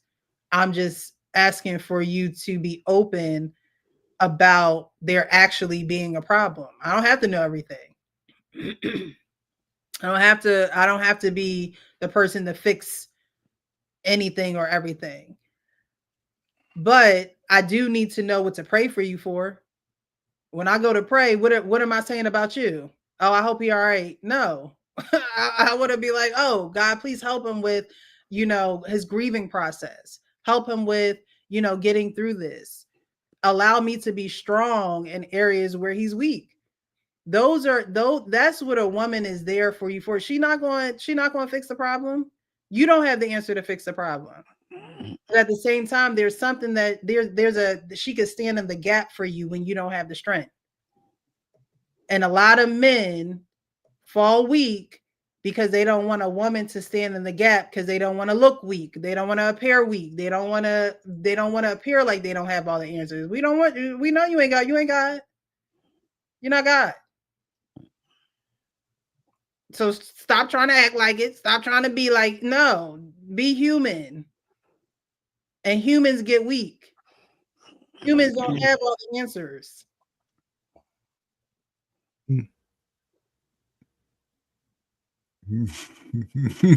I want to hear what the married men have to say about that. I go first, man, because you've been married longer. And listen, and I don't even know what to say, but let me tell you, I believe, listen, people are coming into these situations broken. They don't know who they are. They don't know who they are. You know, I talk to my wife a lot, and I bring YouTube conversations to her and get her perspective on it, right? And then a conversation we may have had a few weeks ago, a few days prior, when I bring another scenario, she'll like, you know what? She'll change her view on it because, you know, because she don't be on YouTube. She like, you go ahead. I'm like, but so I don't think it comes down to a man that, again, that's in tune with his family. He's not going to be prideful. He's not going to be walking around with things that's bothering him, and he's not going to say nothing. A lot of people today protect themselves from the potential of being the things that are most intimate and sensitive to us could be used against us by our partners. And they coming into these spaces already timid about what they are willing to express about what they went through. That's why it's important to ask those questions about any type of sexual trauma, about any type of abuse. You must ask those questions. Even were you the one that perpetuated that shit? You have to ask those questions. Today's modern mind cannot tell me that they don't be thinking about stuff and just doing shit willy-nilly, because according to them, based off me and our pain, we too fucking old to know. You have to ask these questions. And I don't think my pride comes in when somebody try to think that they just gonna come over my house and say and do what they want. It's not gonna be. My wife has pride, but it ain't against me. It's against everybody else that's against us. And there's some things that she stand on very seriously. And I'm not looking at that like, oh, you too prideful. No. And I'm not saying I always learned this, but as you growing, as I've learned to grow in my marriage, that, you know, I'm prideful that she took my last name. And she's prideful that she has it. And even like, I guess people go through stuff, right? But my wife or husband, then I can be able to track from this day all the way back to the time where I can remember and tell her things that happened to me. Not necessarily how may they have affected me at that time, but I can go back and say, you know, things that have happened to me based off events that I didn't understand then that I understand now. Most people can't go back and retract when somebody violated them. They know the day and time. But in those moments how did you handle that? Were all of those moments something that you were able to talk to your wife about? Like even when y'all were just dating? Like that's where they're talking about the pride coming in. But even in the dating part, it was some things that I told her, listen, I like a woman with a big ass. I like ass. No, I mean like where you said you felt like you were being violated or you felt like something was wrong. But for me, you know, my father was an alcoholic. You know what I'm saying? That's something that, as I saw growing up, like, damn, my father was wilding out there in the street. He was wilding. He used to take me when he's kicking it with a chick. He used to have me, come on, you my son. He had me. I'm like, and I didn't even tell my mama this shit was going on. But you know what I'm saying? So, but I didn't know. But see, here's where his pride kicked in. He didn't have that relationship with his father that he had with me. He take me to practice. You know what I'm saying? He's showing and cut the grass. He ain't show me. He just showed me how to start the lawnmower and said, nigga, push. Okay. You know what I'm saying? But he didn't go through all that. So he had pride in that sense. But when it came to us, like, I had 5 sisters, man. And my daddy was crazy. Didn't nobody mess with my sisters. When he had something to say about life, he gave it. Well, he talked to me about it. He used to cry to me in my room and shit. I'm like, dude, what the fuck you crying for? But then when it came to everybody, he was like, you going to be a certain way out here. You ain't gonna do certain shit. You gonna deal with me. Cool. But when it comes to the relationship thing, if a brother knows who he is, there's certain things that he's not afraid to share because he's already understanding that that's part of the process. So not everything in life is going to be good. Most of the people that hurt you throughout your life are people that you expect to love you and care for you the most. And when it comes to other people I started meeting as an adult, when you got to a space or you thought you was going to just say and do to me, I could cut you off immediately and you probably never see me again for months. I wasn't going to argue back and forth with people who would affect my life just because I want to show up a certain way, prideful and loving myself. It just come down to self-love is all I'm saying. Love yourself over everything. And don't let nobody put you down. Say fuck you and move on. Cry in your pillow. Cry in your pillow. But I got you. I guess I just approached the question differently. You know what I mean? I know I'm off. I was This I was relationship shit is approaching it. complicated to No, most I was just approaching modern it people. from an aspect of like when you go through things in life, and you know what I'm saying. Sometimes as a man, like you want to deal with it yourself, but then Yes. you also, but the, and your wife or your girl might not understand that you're trying to process it or go through it or figure it out before you even talk about it. Like I want to Frank, figure it out, but sometimes But they Frank, think if that's she's in pride. tune with you, right, then she understands what you're going through, and she'll just be there to support you when you ask for it. Even if you don't, she's so in tune to you, she'll let you know, like, hey, don't do that. Come pull it back. Let's talk about it. Just talking about it. Even if it might be 3-4 days, a week down the road, hey, you know what I'm saying? You want to talk about such and such? By that time, my emotions gone, and I'm pretty even keel. I don't get excited about stuff. You know what I'm saying? Like that. If it's something like with my family, she knows and she fills me in, and she's like, whatever you want to do. I'm like, man, I don't want to do nothing. 2 hours later, I got 20 solutions. So sometimes you just gotta, I see it, may question it earlier. You want to talk about it? Maybe later. Okay, cool. But then I'm seeing how you also operating after that. If it's starting to affect other things outside of you, me, the dogs, the house and thing, now we got to have a conversation about that shit. Hold up. Right. Now, where the money going? Right, for sure. I know you know what I'm saying? Where do you know? But again, it's just being in tune, man. So Yep. I hear you, man. Listen, I didn't, you know what? I really didn't have a problem with, once I found out where he was going, I thought he was going to go into a lot of the mushy shit about, being emotional, all this kind of bullshit. But I don't think I ever held anything back from my wife based on pride.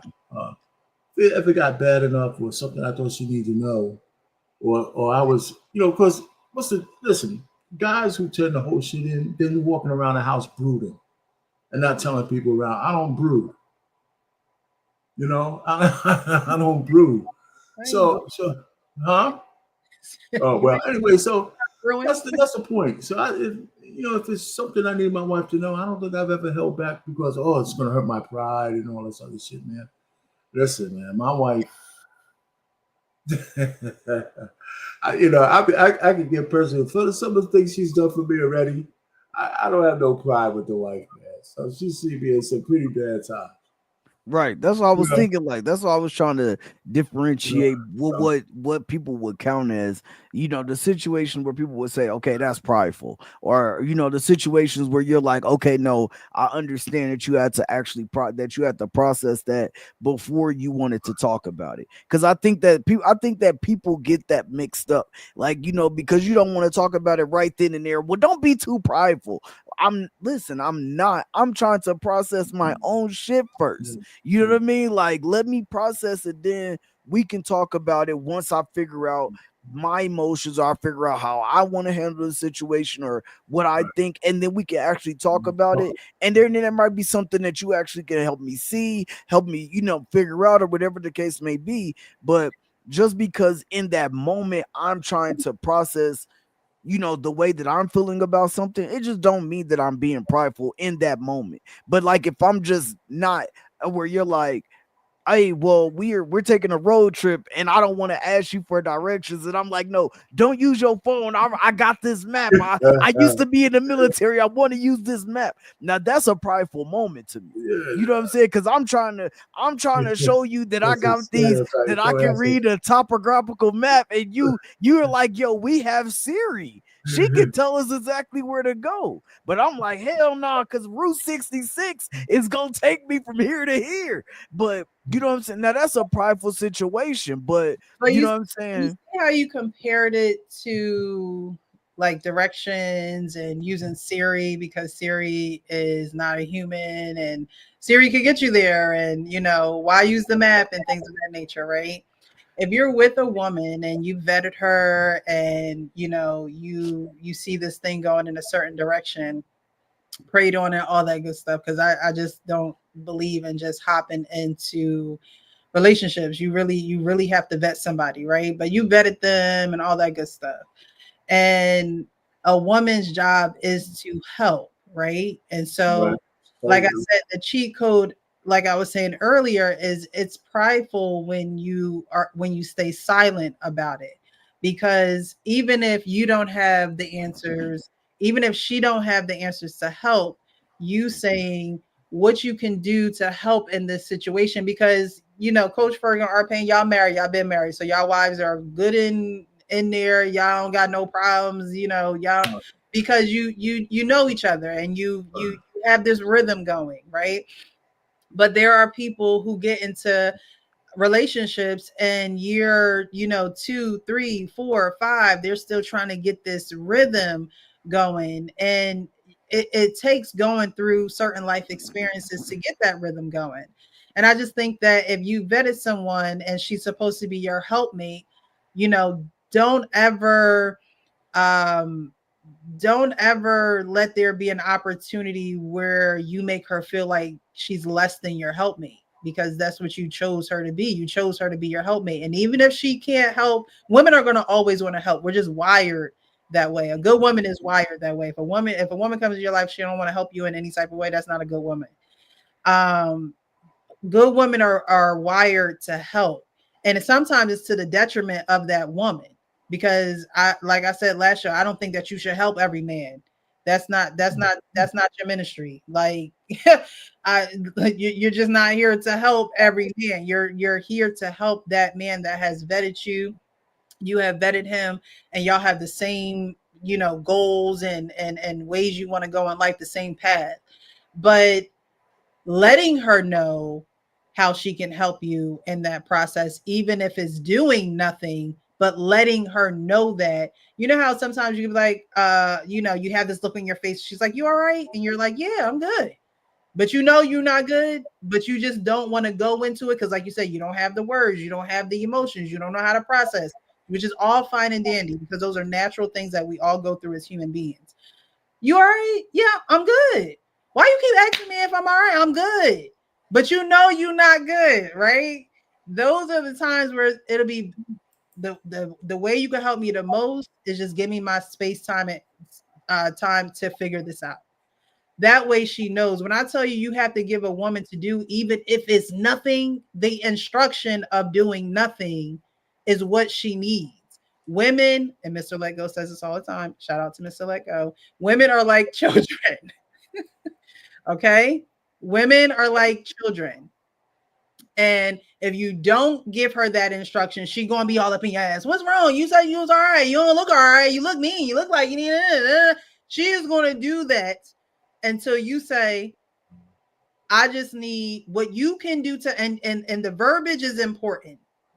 How you set up a conversation, how you frame a conversation is very important, men and women. I'm not just talking about men speaking to women, but I'm talking about women speaking to men as well. What you can do to help me the most during this time is you are letting her know exactly what it is that she can do to help you. And that way she has direction. You giving her a clear communication on what it is you need for her to do. Therefore, she can't continue to ask you. She'll know she's waiting on your next direction. She knows that you are processing and you are taking the time to figure it out. And she's going to still be that helpmate in other ways, making life easy or comfortable or relaxing for you. But when you don't say it, you actually damper your relationship a little bit. And same with women to men. Now, women need to do a little bit better job of the emotional part. You have to be able to emotionally regulate. You have to be able to emotionally regulate so you can frame those conversations in the correct and respectful manner. And so men, You're not going to tell all your emotions. You don't need to. You just need to give direction. You don't have to say, oh, I'm mad and this makes me sad and this hurt me and da-da-da. What you can do at this time that will help me the most is ... Women, I'm very emotional right now. And so I think it would be best if I take a walk, if I go, do a hobby that you like, knit, or go play tennis, something to get your emotions regulated. But I think those things need to be communicated. So again, you know how to stand in the gap for one another. Because that when the communication is not there, is so much space for other things to permeate in your mind. Especially for women. They done already, women will make up a whole story by the time you walk in the living room. Like, it's a whole story up there. And that's not even the case whatsoever. But once you communicate that, there leaves no room for anything else, because you've given clear communication. You said, what you needed, and vice versa. So, I think, pride can be taken a lot of different ways, but pride is also not realizing that your helpmate is your helpmate. And so let them help you. And it don't have to be in the ways that they want to help you. You can give that direction on how they can help you. That's perfectly fine. It's probably even better than her coming up with a way to help you, because her way may not even be a way that you need. So that's just my point to that. And what he said in that video, and Frank, what you pointed out as, the different examples of being prideful. You allow Siri to guide you. Allow your significant other to guide you, even if you got to actually be Siri. You might have to be Siri and give the direction, but don't be prideful and not be Siri and not give the direction. All right. Anything else on this video? If not, we're going to move on. Thank you for those who are still here, who are watching. Again, thank you to those who have contributed to the platform. I definitely appreciate it. You didn't have to give, but you did. So I definitely appreciate you. Thank you. We're going to move on to our last video. This is a woman who doesn't feel like she has to pay half of the mortgage. Dun, dun, dun.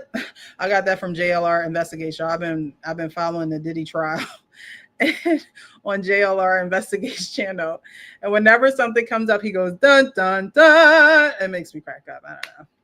All right, here we go. She don't want to pay half of the mortgage, and here's why. Pay the mortgage. Yes. Hold on, let me rewind. Am I the asshole for telling my fiance that I won't help pay the mortgage? Yes. You don't even know what the story is. Because I need help. It says, for some background, I'm a 29-year-old female and my fiance, who's 30, we've been together for 10 years. We had a baby back in 2020 and I lost my job around the same time. Our lease to our apartment was up and my grandma offered for us to move in with her. So we did. We basically had our own little apartment rent free. That's living a life. Mm-hmm. I had thrown the idea of going to school out there and everyone agreed it was a good idea. My fiance paid for it and my grandma watched the baby while I went to class. I graduated this semester. I did part-time for a couple of semesters.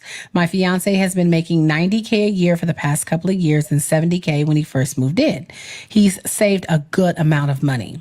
We agreed to wait until we got married, until I finished school, and we could buy a house together. We've been looking at houses more seriously for the past couple of months and found one we both loved. We started talking to a mortgage broker, and that's when he dropped the bomb on being him and only him on the mortgage and the deed. He said that I wouldn't have anything to do with it. I didn't say anything in the meeting, but afterwards I told him that I thought we were buying the house together and I'd pay half the mortgage. He said that I would be paying half the mortgage, but my name just wouldn't be on it. So I told him that would mean I'd have no right to the house. And he said, I know. He said since he saved the 40% down, that it's only fair that he has all rights to the house in case we decided to end things. I told him that if that's what he wants to do, then I'm not paying the mortgage. I said that this isn't a partnership, and if he wants his own place, that's fine, but I'm not paying for it. He called me a bitch, saying that he paid for everything for the past few years, including my schooling.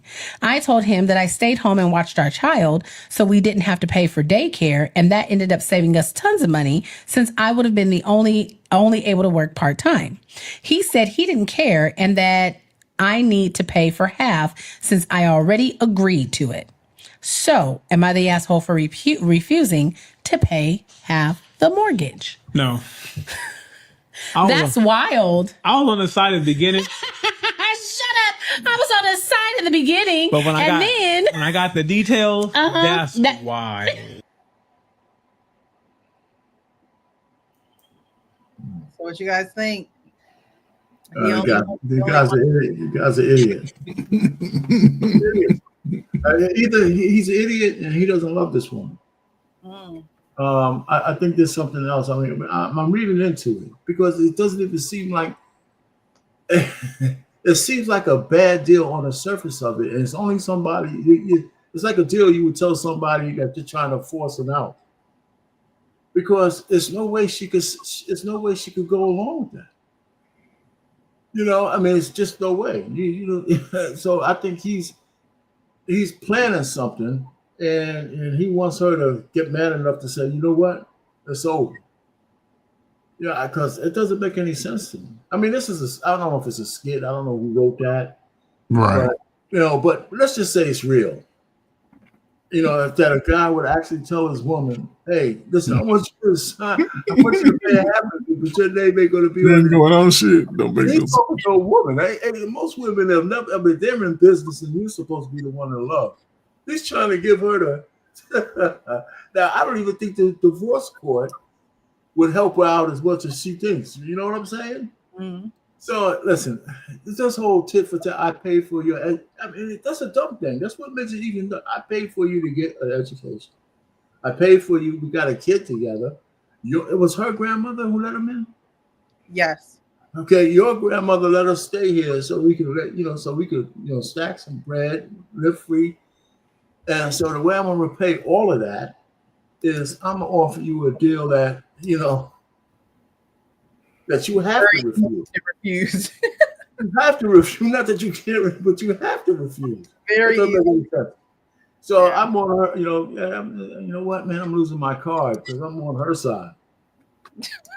I'm losing my card big time. I'm losing my card big time. But I'm on her side. He sounds like an idiot to me. In the words of our pain, the great words of our pain, he's an idiot. No, but that no way. No.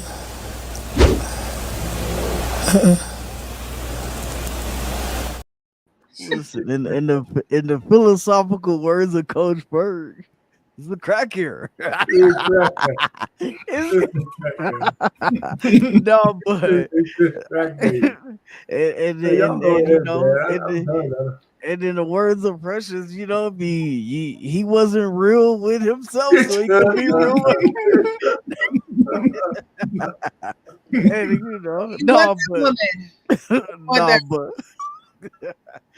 but for real though, that's a real case of self-sabotage right there. If he saw that marriage going, or he saw that going anywhere, being a marriage, anything like that, he knew that situation was gonna be a messed up situation. Nobody's gonna accept that. Like, we're not gonna go buy a house together, but only my name is gonna be on the mortgage. Like, but we're both gonna pay this. Now, you know what I'm saying? Like, it doesn't matter. Okay, so if I saved up the 40%, I already bought my house. Now I meet you and you move into my house. That's a totally different situation. Now we get married and we're on our way to marriage, and then you move in and we do our thing. We get married. Like, that's enough, and we save up so we can buy a house together. we're doing exactly that. We're buying the house together. But to be like, oh, okay, well, I saved up the money, so we're gonna buy this house together, but technically it only belonged to me in case we break up. Like, you know what I'm saying? You might as well just ask for a prenup in that situation. I mean, if you're gonna do all that, hey, listen, let's get this prenup. We get this house together. You know what I'm saying? I saved up the 40%. I get whatever I get whatever it is plus that 40%, and you get the rest of it. You know what I'm saying? Or I get, so much of the equity, and then you get the rest of the equity. You know what I mean? But damn, like, to just be like, nah, well, I'm gonna take, I'm gonna get the whole house. You know what I'm saying? You better off going to a lawyer and figuring out, both of y'all getting a lawyer and coming to terms with the prenup in that situation, rather than going into it and saying, you know what, fuck it. The whole house is mine. You know what I'm saying? You can take the kids, but you leave me my monkey. You know what I mean? Like, that just doesn't make any damn sense. Did the video say how long they were married? 10 years. Oh, listen.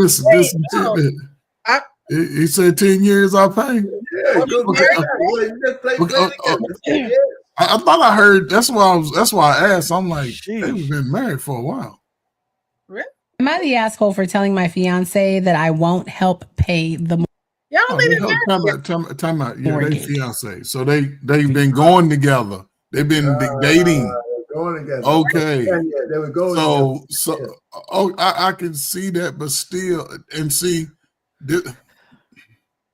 I've known people that were dating and got a house together, got married. That shit dissolved in about a year. Yeah, that's crazy. So I wouldn't recommend to nobody to get a house together. However, I would also recommend don't play house with somebody that you ain't married to. That's right. I wouldn't do that. However, if your state says common law, he married to her anyway. So and it don't matter if the only one person's name is on the mortgage. I've been with this ugly ass dude for 10 years. I want half that shit and she'll get it too. But it only depends on how long she been getting mailed there. Like, but in most states, what I'm saying is they moved in with somebody else for some years, right? Yeah. So they've been together. Right. They've been married, I'm just saying common law. Yeah. And then if they get that house and they still together, her mail and his mail start the same time. Right. And that's what I'm saying. It'll like, so if she moved into his house, yeah, she moved in. That's and it became common law, because you can still become common law marriage in a lot of states. Yeah, even if she moved in. It's only 7 states left. I think it's going less and less. Only 7 states. I think Colorado is still a common law state. Oh, okay. Ooh. So if you're in Colorado and you think you're gonna live with somebody for 5-6 years, that also goes for having a mail room. Yeah. People don't realize, even if you're hanging out with your buddy, you don't have to be the Diddy shit. It could just be buddies, man. He could come back on you and say, it's the same as domestic. It's the same as DV. Like, in a lot of states, as long as, like, if you've had intercourse with that person, like, then they can count that as DV, not as you being with that person, though. You know what I'm saying? Like, you could have just had sex with that person, and they can count that as DV. Anyway, but back on this thing. Listen, I don't think the guy likes her that much. I mean, he's not really committed. I mean, are they planning on getting married? Maybe I missed that, but they've been together for 10 years. Married, and the agreement was when they got, I believe they said when they got married, leading up to get married, they would save up their money and get the house together. Right. Getting the house together in his mind meant, I'm just going to put my name on the mortgage and deed, and you're going to pay half of it. Our idea was, if we getting it together and we're doing it together and I have to pay too, why wouldn't my name be on the mortgage? I got that much. I just wanted to know when they tying it out. Yes. I don't want to hear it. You don't even know what the story is. Because I need help. It says, for some background, I'm a 29-year-old female and my fiance, who's 30, we've been together for 10 years.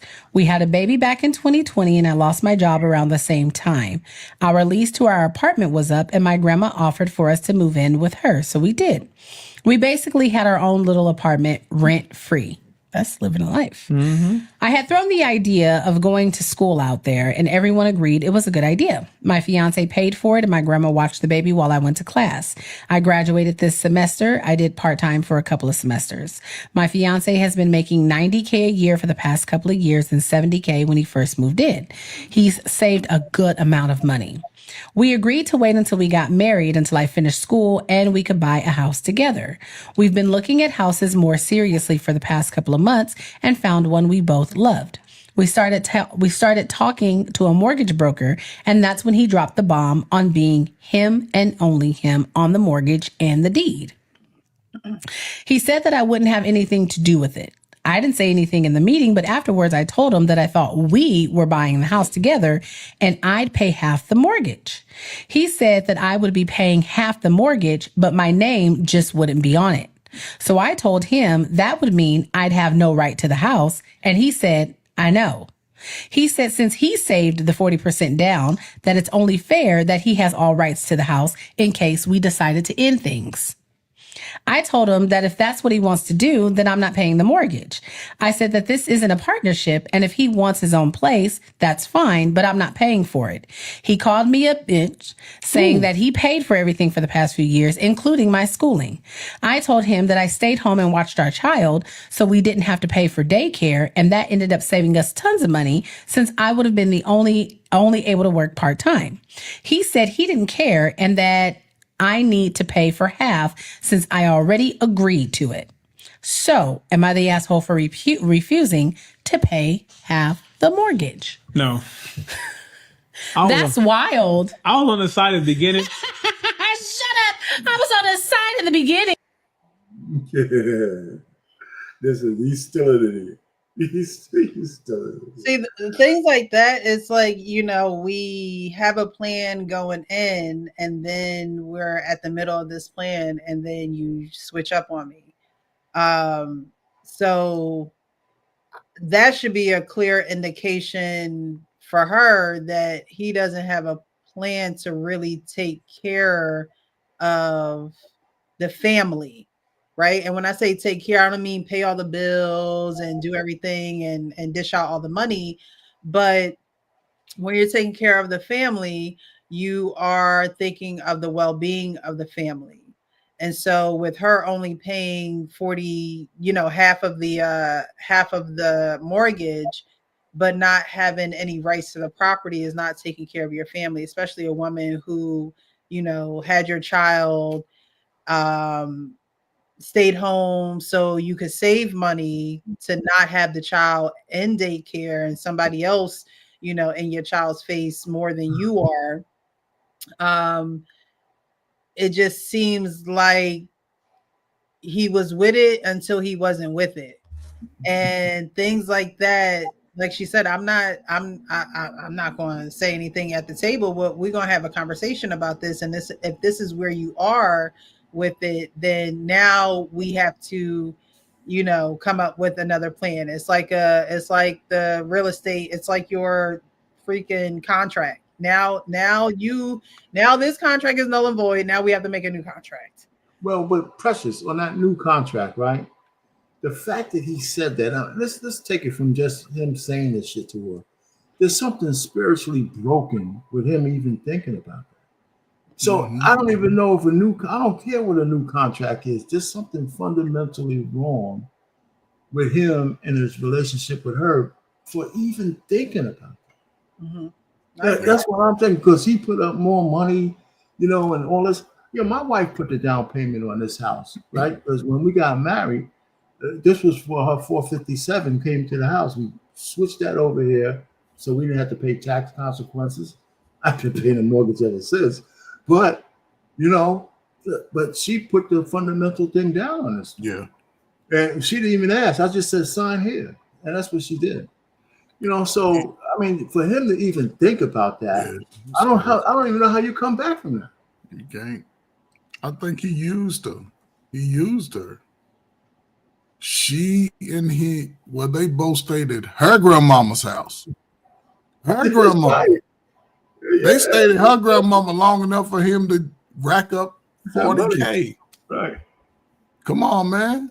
She had a baby, stay at home. Everybody know we talk about, the homeschool and stay home with the kids. She did that. Everything he probably suggested. He got something else up his sleeve. Yeah. I would just move in and it wouldn't get on anymore. I wouldn't care. And then that was just me. I'll be calling shots like, nigga, I'm great to Stay in leave. her grandmother's house with the kid and let him go. Yep. But you're right. I mean, it does sound like he used her, right? Her womb, then had a baby. Well, talk about He used a wound. No, but he used. I mean, he paid for her school, so he did pay for her school. Yeah, he just I don't know what that was. Yeah, well, he did. Well, I take that back. He did. I forgot about the part that he paid for her school. He didn't really use her. It's just that he just going about it all wrong, man. He went to He don't really want America. he went straight to the well, what if we break up? What if we end this? What if our marriage goes apart? You know, like said, he went straight to the divorce rate is what he did. You know how like now a lot of talk online is about like I really don't want to lose my assets and all of this and this and this. I gotta give half, I gotta do this, I gotta do this. She gonna get half the proceeds from the house. That's exactly where he went when he thought about marriage instead of thinking about, you know what I'm saying, having a successful marriage. But even if that was the case, right, and they go in, well, they're not married, so it wouldn't necessarily be marital property, right? Because he would have signed and did all that himself. And so he did it before they got married, so it wouldn't be marital property, because if they would have gotten married, it would have gotten split. Well, they would have to sell the house or whatever, and she gets her half, he gets his half.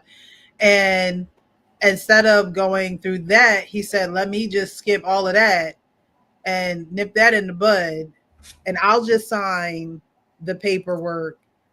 So if that were to happen, we don't have to go through all that. And you can't skip the process. It's like he wanted to skip a process that he didn't even enter yet. Yes. No, but you don't have to be married or common law. If they move in that address together and she is afforded through him that lifestyle, if he decides to leave her, she could win that house. Yeah, even if they're not married. I mean, this is in a religious society. He ain't safe. I mean, he ain't safe. But he still ain't safe. With a little baby too. The judge look at her. She come in with the bows in her hair and shit. And he put her in that house. He put her in that house with him. Okay. 4%, probably. You know, listen. I mean, it's a good little case study, but I mean, forget about the divorce. He's thinking about it. He's just not a guy that he's not a guy that you want to put your rest of your life on.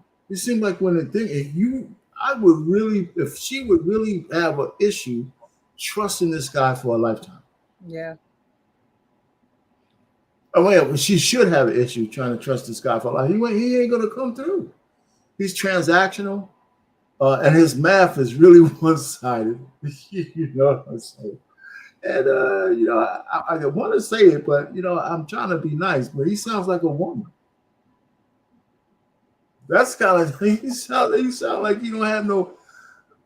I don't think men really talk like that. I mean, you know what I'm saying? He sound like he don't have no father figure in his life. That's what I mean. He was raised. I would like to. I go back, and if I knew a guy's name, I go back to see if they were raised by a single parent. To see, because I need to have explanation on why people make the decisions they make sometime, and I think that answers it. Because that's crazy. Yeah, that's crazy. Somebody told me, "Hey man, just get it in your name." Anyway, I could be wrong. He wanted that money on. I think I lost the translation in the chat over here. So that concludes the videos for tonight's show. We're gonna get out of here. We're gonna start with, closing thoughts or final thoughts, and then we're gonna get out of here. But those who are still here, still watching, thank you guys for being here. I appreciate you. I hope that there is something, a gem that you were able to take from this live, and start doing things a little bit differently. And this is not us talking, you know, at you. These are things that we ourselves who are on the panel can work on, because every day gives us the opportunity to grow.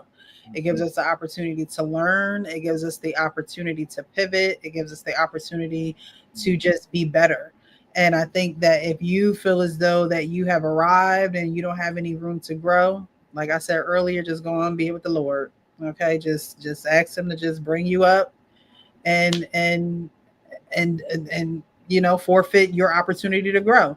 I think people do that every day without actually saying those words. They forfeit their opportunity to grow because they think they know everything. They're prideful. They don't want people to know their business. They want people to think they got it all together. But at the end of the day, none of us have it all together. We are all filthy rags. And so when you realize that is when you'll actually initiate some change in your life, realizing that there is room to grow. There is room for improvement, and room to realize that everything that we do, everything we say, every move that we make can be altered in some way for the good. So, you know, the more we think upon those things, the better our life will be. All right, so we'll start with final thoughts. We'll start with our Payne, go over to Coach Ferg, and end with Frank. Thank you, Lost in Translation. Yeah, I don't have much, man. It was good short videos. They said a lot. I like the lady. You know, once we found the real context for the first lady, that's cool. I know where she's coming from now. Second lady, I thought that was good too. What she was saying, and the dude.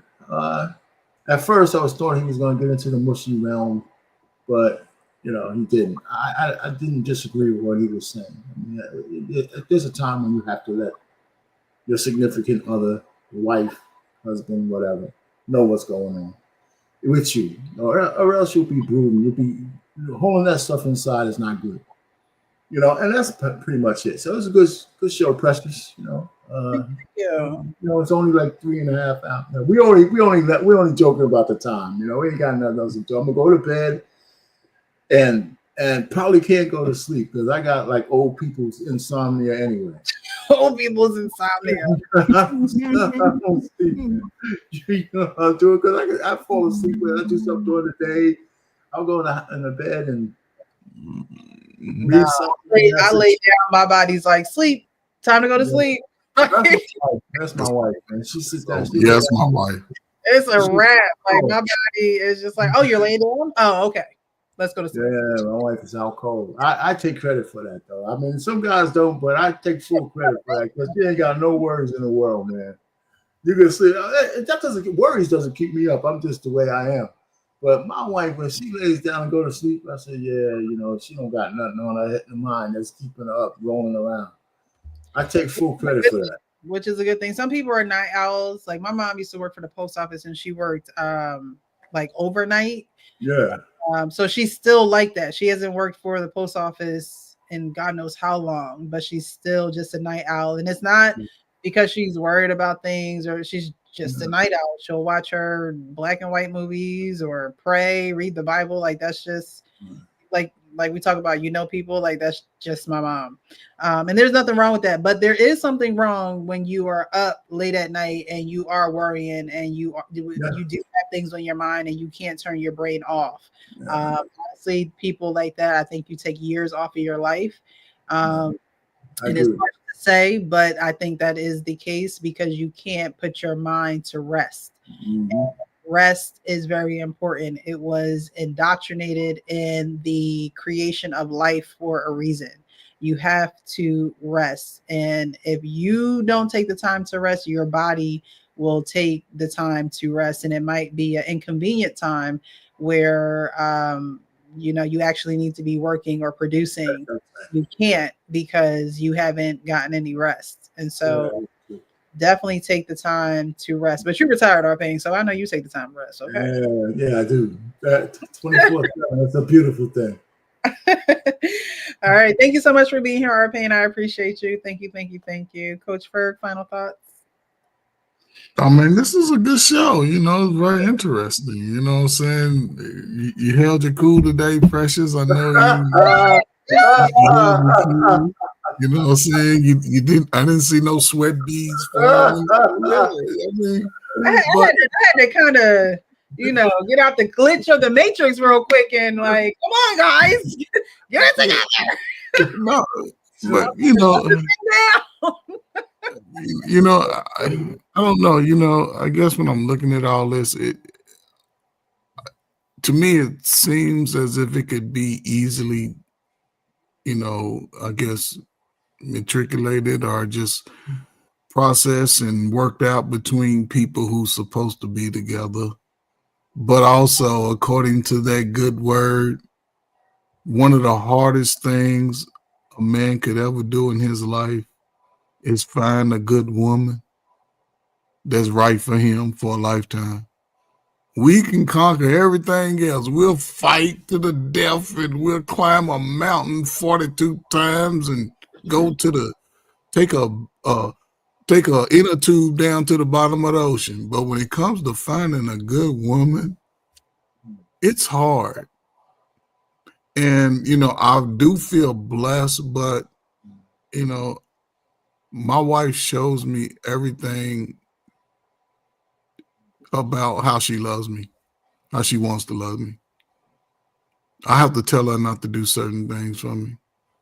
I have to tell her don't do it because she wants to do it. She wants to do it big, but I'm like, no.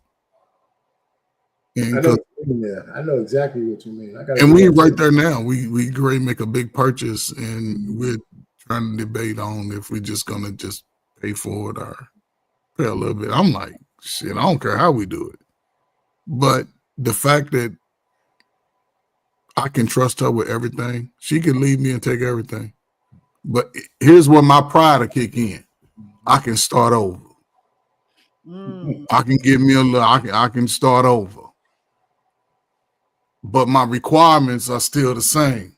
But now, Precious, the only woman that'll qualify, she got to make $200K.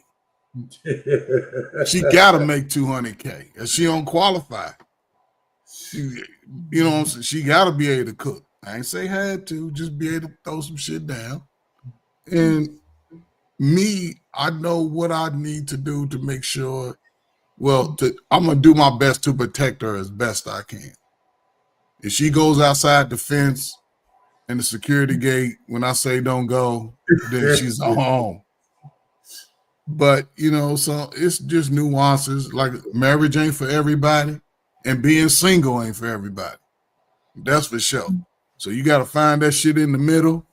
Don't listen to nobody else opinion about how you want to love your husband or your wife. Don't listen to that shit. Because they'll have you over single with them talking about, yep, girl, I told you. Yep, man, I told you. Then when you leave, oh, dumbass done left his wife. Oh, silly ass done left her husband. I'm going to go over it. But, so, just be careful today. Ask every fucking question. If it come to your mind, text it. Ask her the question. Don't leave no questions 21 questions times 3. I'm going to ask you all that shit. But again, it takes you to step outside of yourself sometime to bring up the nerve to ask them. The easiest way to ask it, I'm going to ask that shit early.